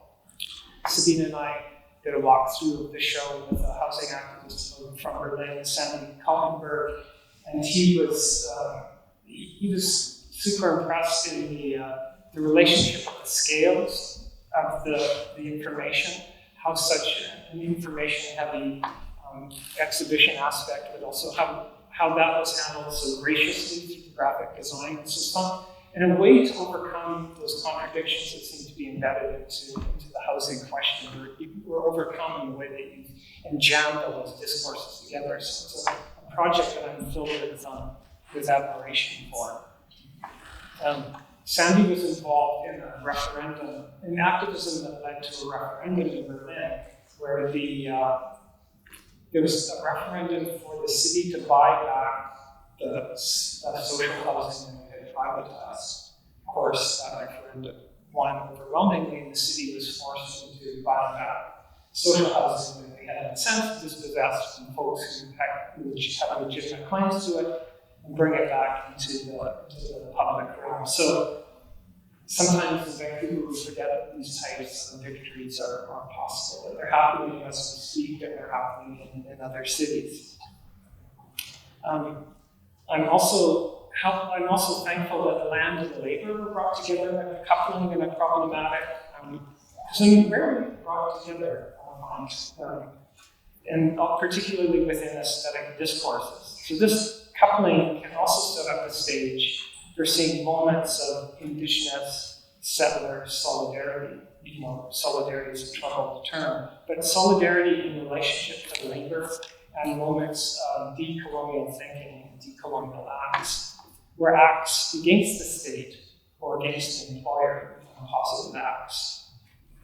Here I'm thinking of the extraordinary work of Andrea Laforette and Annie York. This book is the most intense reading experience I think I've had in my life. The book is called Symposium, Fraser Canyon Histories, 1880 to 1939, and it lays out how new supply chains and industries brought together Chinese, Black, white settler, and Indigenous folks in a contact zone shaped through the shifting economy.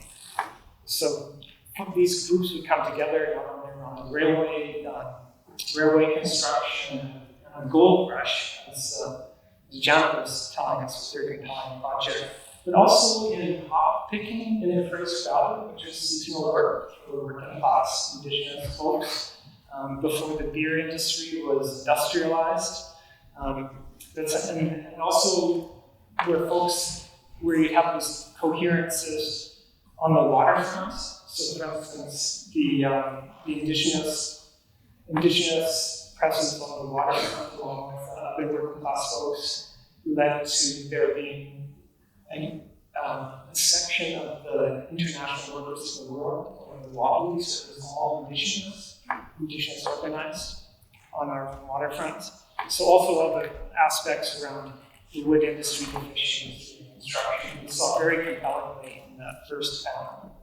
One of my favorite examples of this too is the Sakine 10 speeds or bikes. It was a collaboration between Japanese industry and indigenous labor, where the Japanese managers learned Cree to work with and train the indigenous folks who were putting the bikes together. So every time you're riding a bike in the city and enjoying it, particularly the Sakine bike, you can thank the marvelous indigenous labor that helped make those explosions of bikes across Canada during the 1970s. These kinds of moments of hidden labor we can live in, for me, are very important. And I try not to be nostalgic about them because being from the working class, I tend to have a view towards labor, seeing it as in a sense of relationships where solidarities and alliances can happen despite the conditions of work. I think there's a hidden history where labor and indigeneity come together that emerge against the state in many ways. I'm going to say something personal in a way that I don't normally talk about my work or myself, but I was really, really struck in the first time with the care that labor was being attended to, particularly in relationship to land and colonialism. And Miranda said something that really, really shook me in a sense, where he paraphrased another scholar saying that paper makes land into property. Of course, these need to be put into deeds. And that really struck me looking out the window at the Fraser River, as my father worked in the pulp mill along the edge of the Fraser River in Westminster. And he also mentioned that wood was ubiquitous down, so here we have possibility of pulp because of the extraction of the wood. Later, when my dad and all his unionized friends were working in the mill, the wood came from Brazil. It was shipped out from Brazil, and it was even cheaper to get it from there. So cotton from Brazil was used to make toilet paper and tissues. The former Scott paper mill down in Westminster.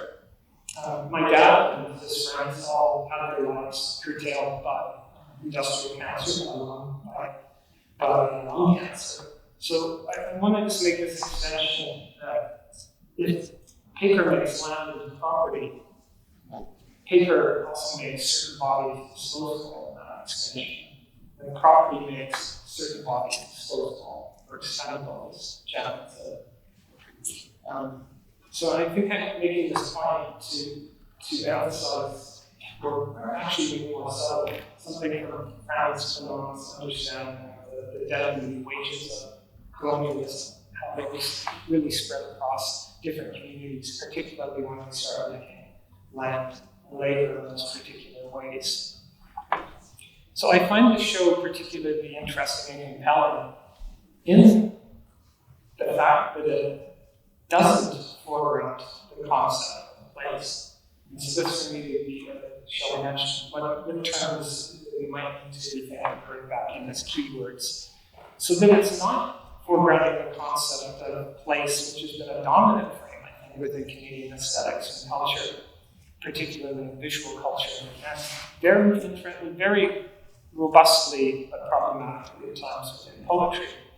Sometimes place is used to capture what is seen as what is unique in a landscape or site, or to grasp something essential of a place. But of course, the indigenous concept of land is a massive challenge to these Western concepts of place and of space as well. Particularly because Western concept is largely based on a separation from a place, and aesthetic projects at times aim to overcome the alienation or that obscure relationship. So for me, the way that indigenous relations to land, and just a very expanded concept of land outside of the Western frame, is so strongly foregrounded in the show. It's, for me, a turning point, because there didn't need to be a capitulation to place in Western understandings of place. So just to wrap up in that fascinating discussion around highest and best use versus indigenous practices and realigning of values, couldn't be any clearer, the distinctions between those. So Brenna's comment regarding the decommoditizing property into land points exactly to that moment where of that process we have to resist commoditization of everything to regain it in some sense. But also that this decommoditizing the property to land then alters social relations outside of that particular set of new values produced in a sense, or a complete challenge to value. So to change property relations is to change social relations. And that's the dialectical relationship that I think this show really emphasizes and makes material. So what becomes possible when housing is not a commodity? That's the great work that is being done by architects and housing automation. What happens when paying 70% of one's income on housing, which is pretty much a norm, is not normalized? Then, the relationship of town and country changes, the relationship of artists to the city changes as well.